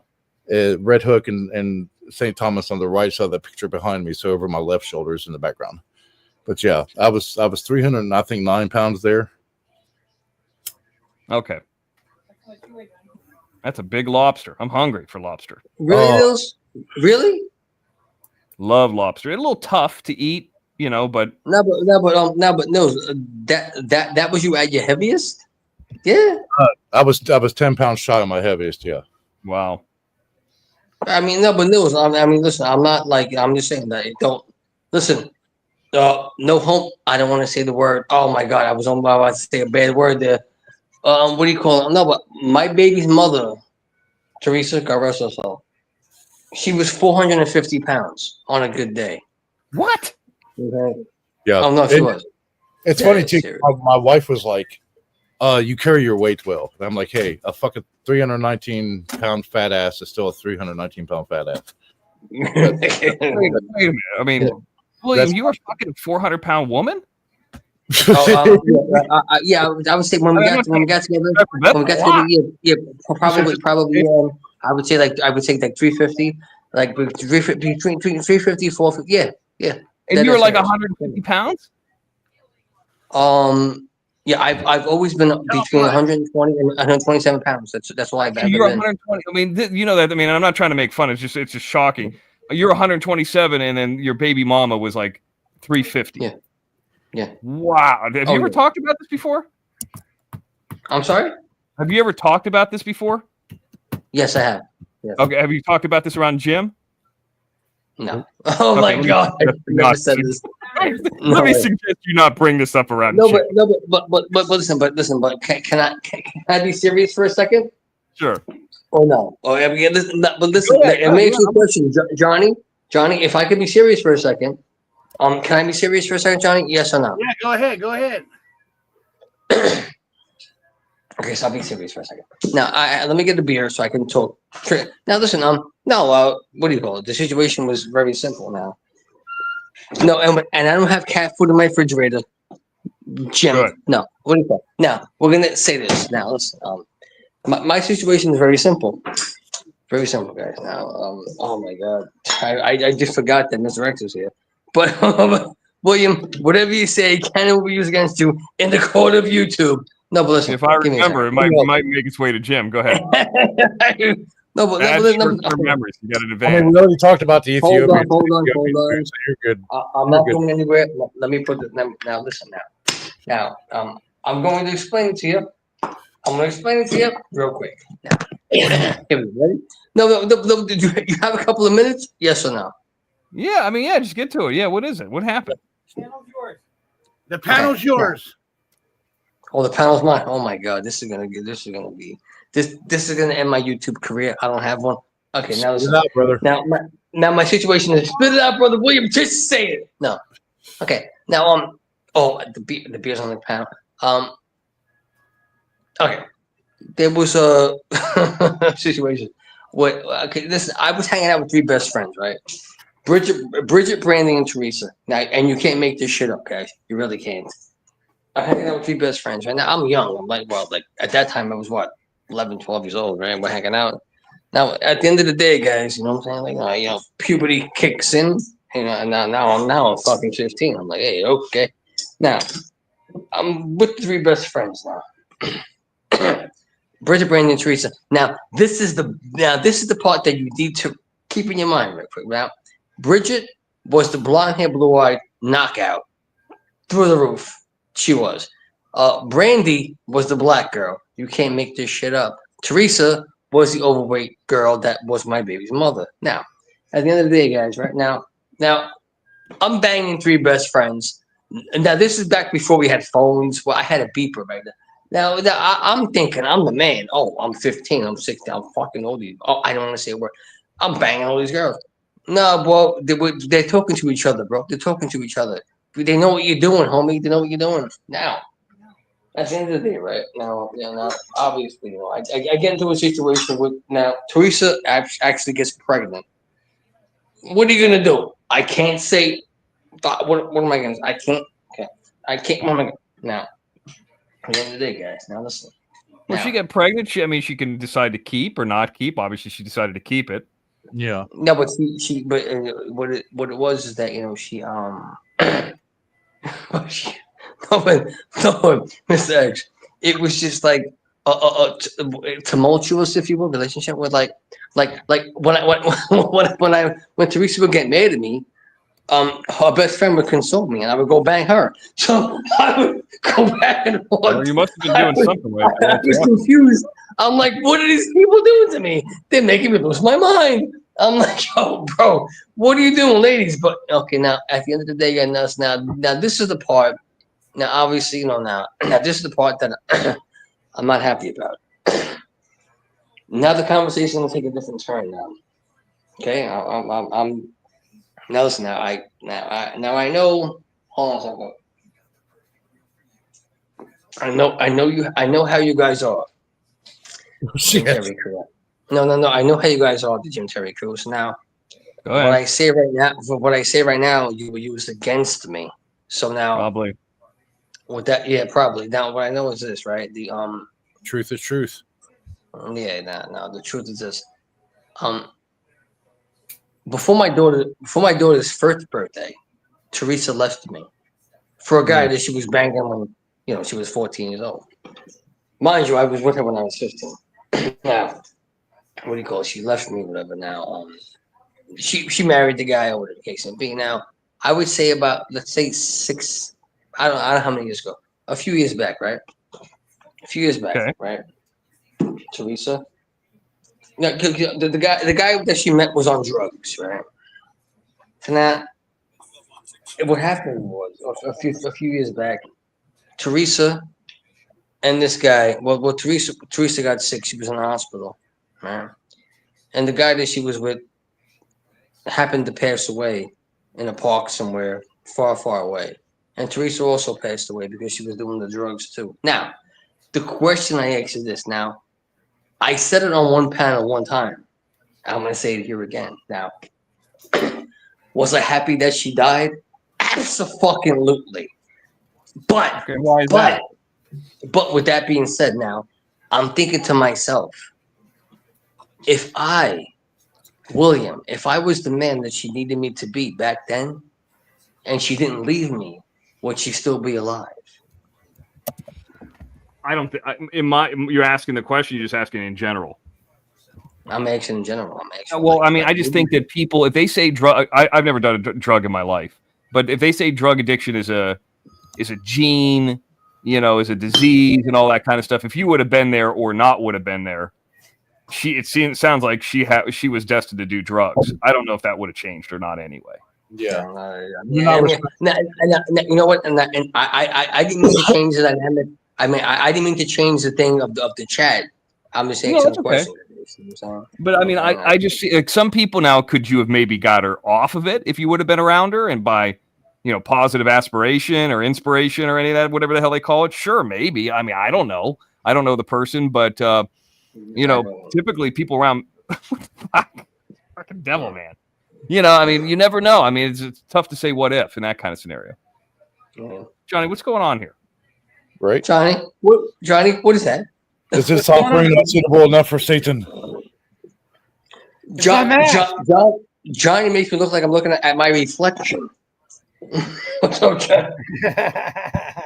Johnny's got a mask, poop puppy, Mr. he's X. got masks. It's my mask, Mr. X. You got your own now. There you go. Devil one. Yeah, I've always had this. This is when I go to the bathhouses. I wear this. Yeah. No, and listen, guys. I did not mean to overshare that. I'm sorry about that. No, you're good. good. I apologize. I mean, I think one of the biggest things, and Mr. X understands this, is you're not responsible for the behaviors of actions of another person. So whether another person likes you or hates you, and you live your life, and you're always trying to better yourself and become better than you were the day before. If someone hates you for it, fuck it. It doesn't matter. If they like you for it, it really doesn't matter. You know, you just do what you think is in the best interest. And that's not a selfish or narcissistic thing. That's just where you draw boundaries. Because if you let other people determine your happiness, if you seek that validation, then you're not your true self. You're going to go the rest of your life, you know, with your hand out, trying to get that dopamine hit, saying, hey, you know, I need your existence to make me feel better. And that's not the point of life. Yeah, and that I appreciate that news because that's a great point because like now it's what? Now it's like maybe what 6, 7, 8 years that maybe even more that she has passed. And I'm still living in the what if. I always think about it like this too. You can't switch, man. It's in the past. Especially with women who are not supposed to be that big. I mean, if you're a big frame, that's one thing, like Nils, and you know. But I think that if you get into a scenario of overeating, that could be like a drug addiction. It could be a temporary character flaw. No, but you know what this is true. I mean, like you gotta eat a lot to get the. I honestly, okay, so I would say like. Nils, I'm not pinpointing you out. I'm saying that. Go ahead, man. The weight thing, which is but my baby mom, she had like a thing because it was like a thing where like she would be competing with these other two to be like them. I mean, it was just like honestly, it was a constant. They would berate her every day. They would just be on her every day. I mean, and I think that she, no, what she did? She did the bypass surgery. She did all that. Oh, she did. Okay. She did that, and but she did that after she left me. And mind you, guys, I would never say that I left her. I'm saying that she left me. And let me tell you something, guys. I said this on 3 or 4 panels already. Let me tell you something, right? Even though I was cheating on her with both of her best friends, let me tell you something, guys. For some reason, that one female stuck in my mind through eternity. You know why? Now, this was even before she had my child. What do you call I don't know what it was, guys. I don't know what it was, and I can't explain it. When she left me, guys, I couldn't eat. I couldn't sleep. Yeah, the whole I swear to God, I couldn't do it. I couldn't do it. I actually fell apart, guys. I really did. I would just sit there drinking whiskey and cleaning my gun. Oh yeah. That's all I did, guys. Yeah, Swear you to can't- God. Yeah, I took that with the heart. Even though I'm the one that messed up. Seriously. Now I'm gonna say nothing else after that. I'm not Yeah, gonna I say don't anything think else. anybody's gonna I make mean, fun of you. that's normal reaction, man. It's not the situation that matters. It's how you deal with it at that time. Like I didn't think my weight was a problem 10 years ago, and what really changed me that will to act, that flip that switch, is when my buddy, my best friend, came up to me and he said, "You weigh as much as a juvenile female polar bear," and I was like, "God damn!" Yeah. Laugh at that accent. That's actually funny. So when he told me that, I was like, "Fuck, man, this is not me." So that's what that will to act was, to change. I mean, hey,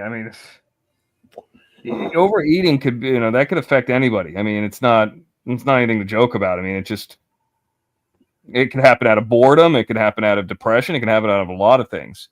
But the good thing about it is you could always, I think that would be easier to stop than maybe drugs. Well, it was, yeah. The biggest part is, and a lot of entrepreneurs, when they start making a lot of money like that, it's like you can have anything you want. You can eat anytime you want. You can eat anything that you want.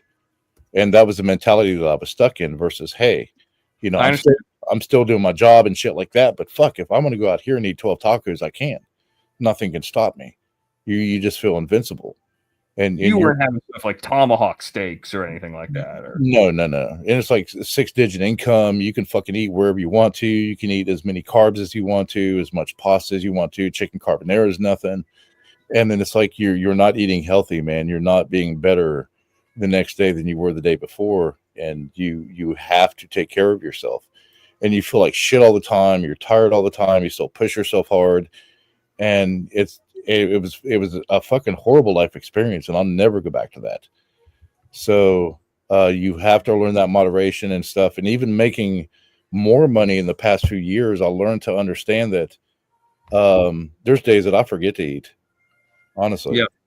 And that happens to me a lot, like where I do the one meal a day. Like today, I did all that work that I did, and I didn't get anything until I didn't eat anything, I think, except for some beef jerky till I came back. Yeah, or like when we were on the channel, all of us on Johnny's the other night, and I was like, shit, it's like almost 5 p.m. and I haven't fucking eaten anything all day. Yep. And No, I mean, and that's no, I mean, and that's actually a good point. That's actually a good point in this because, like, I mean, like, I have never. I mean, I had the same doctor for, let's say, 17 years, but I never followed through until it becomes, because obviously people know that, my ear situation, we know that. But let's just like what do you call now? I mean, but I never followed through. Doctor told me, "Oh, William, do A, B, and C." William, don't do A, B, and C. When You know what I'm trying to say? Hold on, William. Hold on, William. Hold on, Nels. Okay. Hold on, real quick. We have somebody in the back that wants to come up, Mr. X. Shall I let her up? Who is it? I don't even know. Noel. It's up to you. I don't know. I mean, do what you want to do. No, I don't give a shit. I don't know Noel. I don't know. Noel, you gonna behave, Noel? She's in her 20s. She's a nice lady. You gonna behave? There you go. I am Valvy's. I am Valvy's daughter. No, you're not. No way. On the internet. Yes, I am, and me and her talked along. So you're adopted. Velveeta doesn't have sex. How could she possibly have a daughter? Internet adoption. Yeah. Where have you been, Noel? I have been.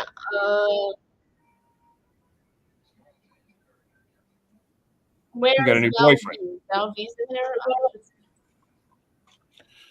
Belvie, I think, was on a show earlier today. Not this one, but I think. She was on Christine's today, Mr. Oh X. shit! Did she have a show today? Yeah.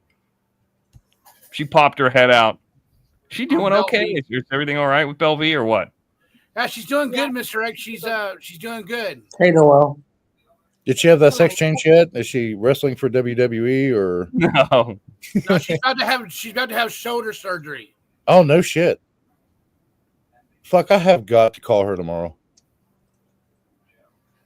Bill B's doing really. Bill B. Bill B talks to everybody off air. It's fucking crazy.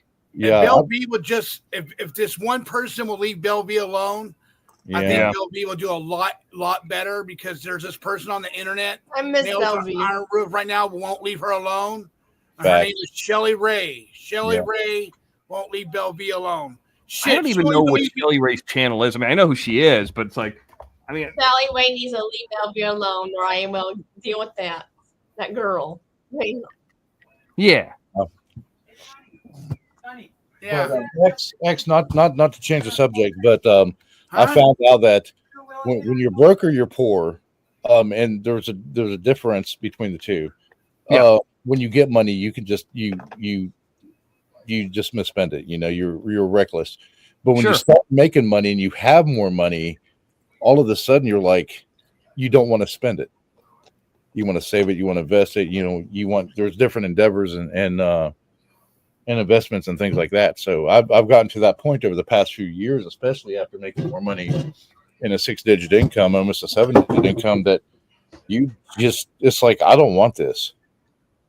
I hear you. Close everything. I mean, I'm kind of in the weird situation where I think I make pretty good money for LA. I mean, obviously you have to make good money to live here in the area that I live in. Yeah. But it's like, am I really going to put $800,000 down for a 2-bedroom, 2-bath condo? It's fucking ridiculous. Plus HOA, plus the taxes. So this is the weird thing where it's like, you could make $500 or $600 on something, and it's like, okay, well, let's just say I was going to go do a job for somebody. I was going to go work for somebody for $500 or $600. Like doing this, I enjoy doing this. So when people send me money, I mean, I enjoy doing it. So I look at it like a bonus. But like $500 or $600 isn't going to change my life. Yeah, buy that condo with it. You know what I mean? Like you can't even get close. So it's like you have to be making a shitload of money. Then you'd be kind of almost silly to spend $850,000 on a condo plus $1,000 HOA, then the taxes on it. Like, who the hell's doing that? They're stuck. Exactly. So but you know what is Mr. X? I mean, not cut you off. You know what is Mr. X? Like, people talk about that big money, but you have to understand that the $500,000-$600,000. But you have to understand that some of us people that don't have it. I mean, like, some of us people that don't have it. I mean, I don't even have $6 to eat some food today. So, like, how do we? Like, I'm just saying. I mean, so what I do, I do what I have to do, guys. I do what I have to do. I'm not gonna tell you what to do. But trust me. But it's like, I mean, like, listen, it's not sympathy. I'm not grifting. I do what I got to do, guys. It's just like, I mean, William, you're in a city of New York that's made of money. Yeah. If you're not making money in New York or LA, then you're not trying to work. Yeah, I've been there, man. Right. I've been there, William, and it's to the point that's like, you know what? I don't want to live like this anymore. My wife yesterday said, "Hey, let's get a house in the Bahamas." Found one for like $300,000. Okay, now this sounds like some snobby shit and stuff, but in my mind, I'm like, if I get a $300,000 house in the Bahamas, 2-bedroom, 2-bathroom, right? Yeah, very small. The taxes on top of that in the fucking Bahamas are unreal. To be able to justify that in my mind, we would have to literally rent that out to other people that make the same money that we do or higher. Which people that make higher money, they can just buy half the fucking island. Right. So it's like, if I'm going to invest in that much money, and the best part about real estate is the valuation always increases. It's not like buying a car where the value decreases. So you don't have that depreciation value. You always have that ROI. So we would literally have to rent it out in order for me, in my mind, to justify buying that property. It's like, why the fuck would I do that? When you could just do the same thing and just rent a place for like a month if you want to stay down there for a month versus actually buying the property. Now, right. I've seen people struggle. I've had friends struggle, and I've seen them and taught them the same tricks. And it's like, man, you have to get to a point in your life where you're like, I don't want to live like this anymore. And all the dreams and aspirations that you have, and the only thing literally that is holding you back is yourself, is your own courage. You're thinking, man, if I don't make this rent, then I don't have a place to stay. If I don't work my ass off for this company that does not value me, then I don't make any money. Guess what? Learn how to do it. Learn how to do it and get past that, because that's the only way that you will actually start to better yourself. Because you're a slave to no one, man. The world is yours. You just have to say fuck it and just draw that line and stand toe to toe at that line. And I mean, like, and for the people that don't understand what the gentleman just said, that the ROI is the return on investment. That would be number one. Number two. Now, I am a slave to something because I have a court date coming up, but listen, it's going to work out fine. Dismissed. You know what I'm saying? Dismissed, guys. I have to go to court. It's coming up. At What'd the end you of the do? day, guys, I mean, like, what? What'd you do? I can't. You didn't beat a guy with a flash. You didn't beat a man with a flash. I'm not saying that, guys. I'm not saying what I did. It's number one. It's not a felony, so I'm not going to jail. I'm not going to jail, guys. I got arrested in Clearwater, Florida when I was 22. What'd you do? I was actually drunk and I stepped off of the curb onto the street, and a fucking dickhead cop actually got me. It got thrown out, but Noel, you ever been arrested? Yeah, the last time I've been arrested was 2009, Mr. X. Damn, Johnny. Johnny's been arrested. Noel, you've been arrested or no? No, I close.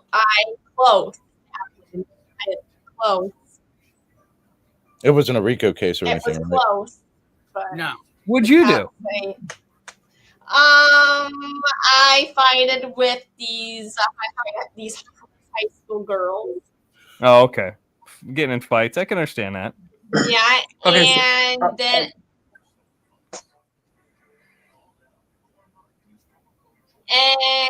then the cop said, "Oh, she is special needs, and if I do it one more time, then I will go to jail. If I do any bad things."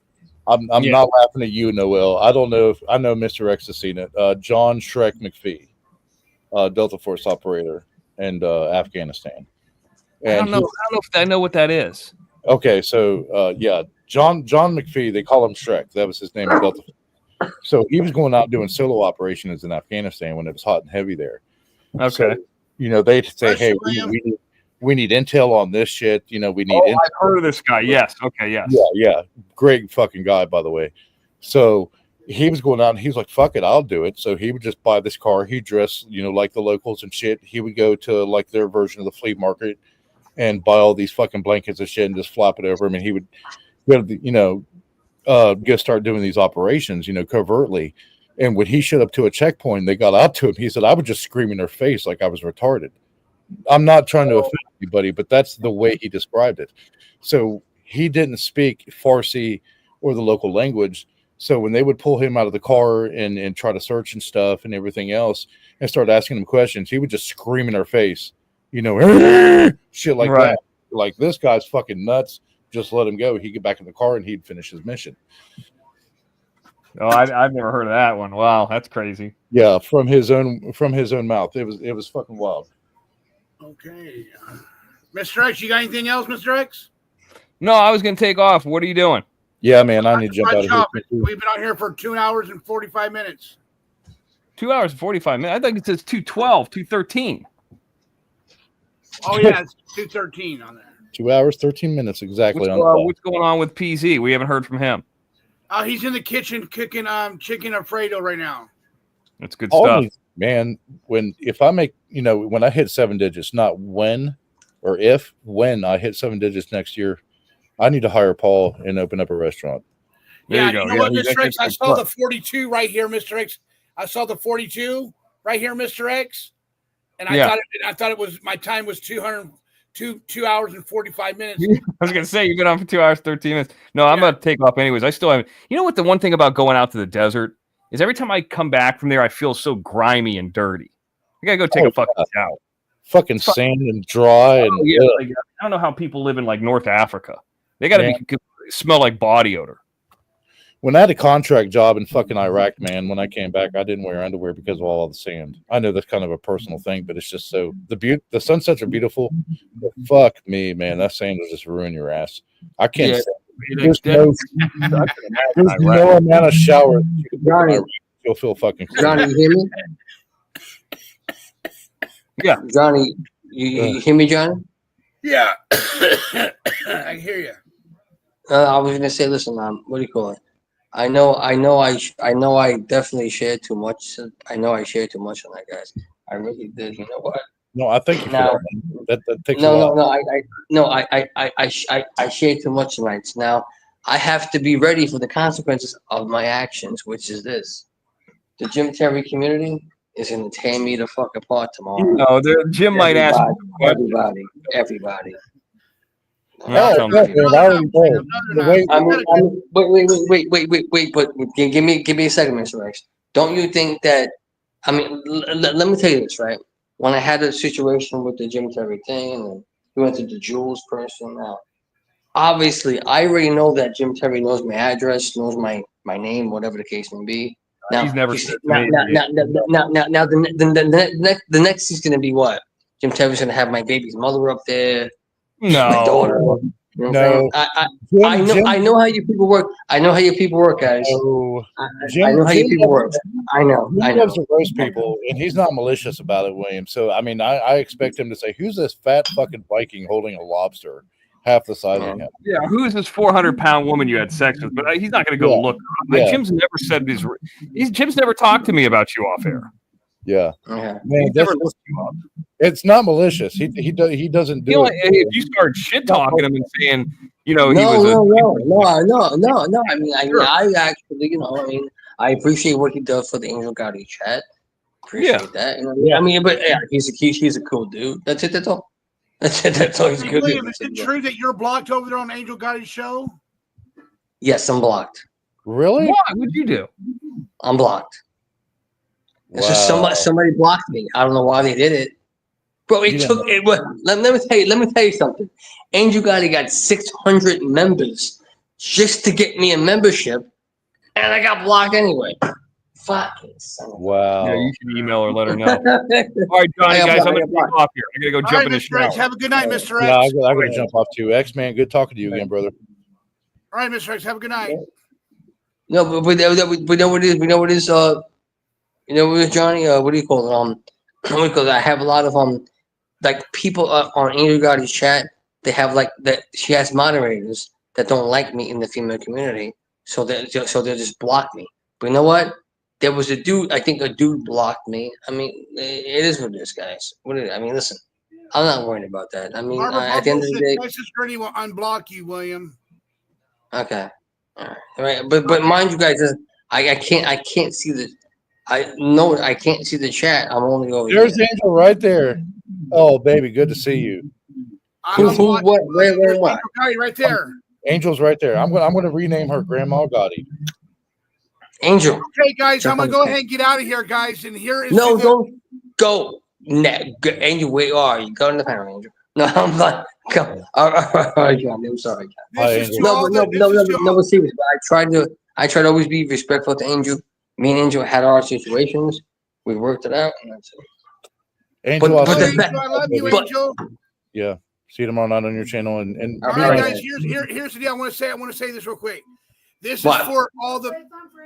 This is all for the military people. This is for all the military people, and then I will play a song for Angel after this. Okay. So I'm not gonna hang up. I'm not gonna hang up yet. I'm gonna play this for the Marines, for the military. Bravo 2nd, 118th Infantry, United States Army. This is for the military people right here, guys. Happy Memorial Day weekend. And then after that, we're going to play a song for Angel Gotti. Yeah. So, Angel Gotti, do not leave. We're going to play you a song, Angel Gotti. All right, here we go. Angel.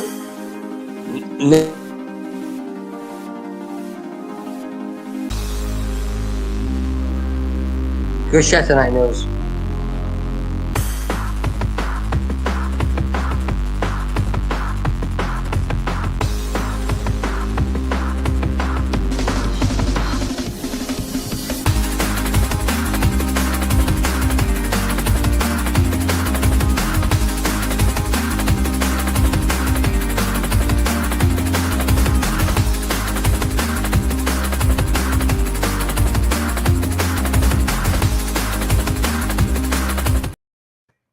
All love right, that. there you go. I love that. All right, intro, what man. song is that, Paul?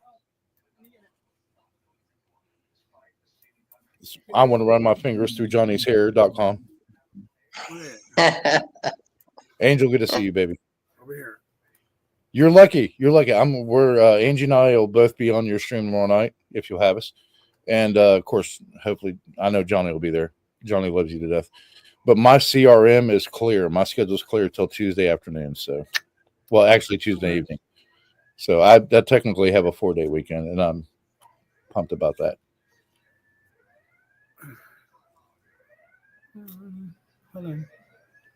Yeah, love it. And damn, Angel, we have got to get you down here to the Tiki Bar this summer. Shit, before you miss all the excitement.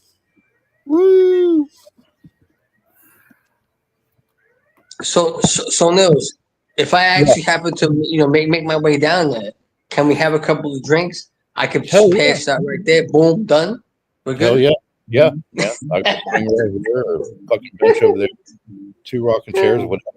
Couch inside. I have a 3,600 square foot. This is for Angel Gotti. Oh!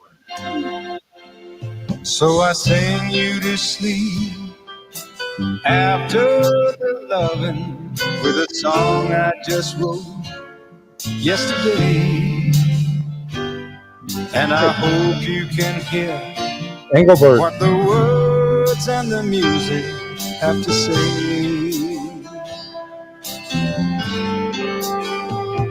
It's so hard to explain everything that I'm feeling face to face. I just seem to go dry. But I love you so much that the sound of your voice can get me high.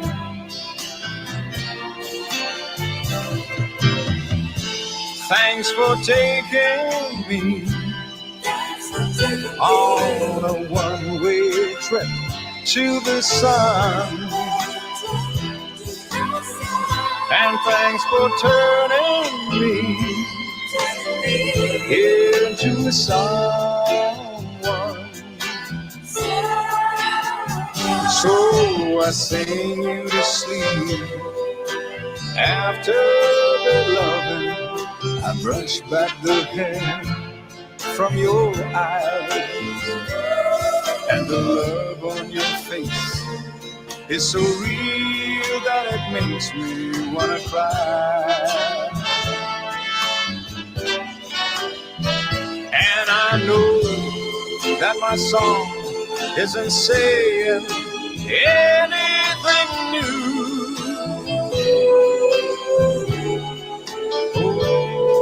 but after the loving, I'm still in love with you.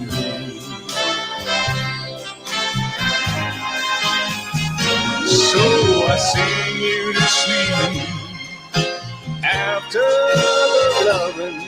I brush back the hair from your eyes, and the love on your face is so real that it makes me wanna cry.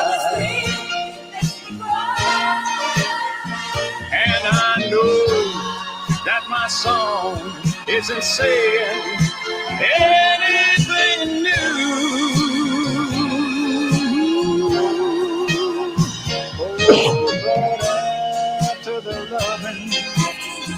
I'm still in love with you.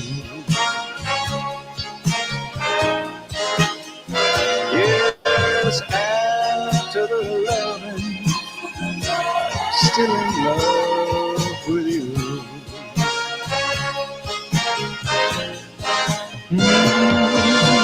After the loving, I'm still in love with you.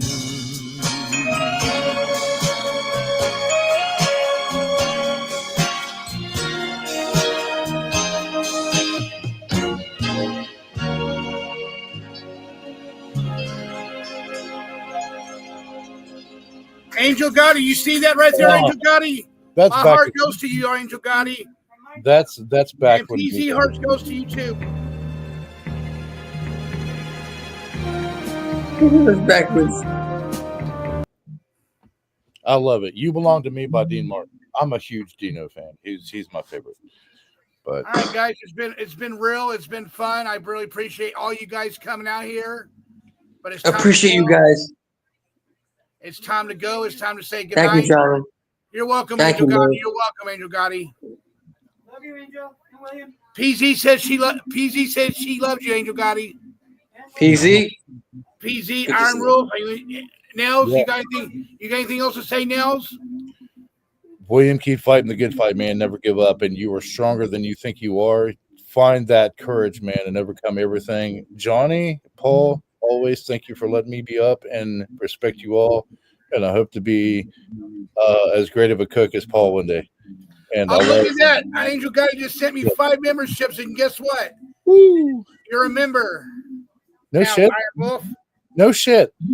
Angel, much love. Much love. I will reciprocate that one day. You hopefully this summer you'll be at the tiki bar drinking a margarita. I will personally bartend. Erica, I love you, Erica. Thank you for coming We got to tonight. get Erica. Yeah, we got to get Erica and Johnny and PZ and everybody down here. But I love you guys, and you all have a great weekend. Great chat, guys. Great chat. I appreciate you, Johnny. Appreciate you. 100%. I appreciate you guys Just too. remember, man, be stronger than you were the day before, and never doubt yourself.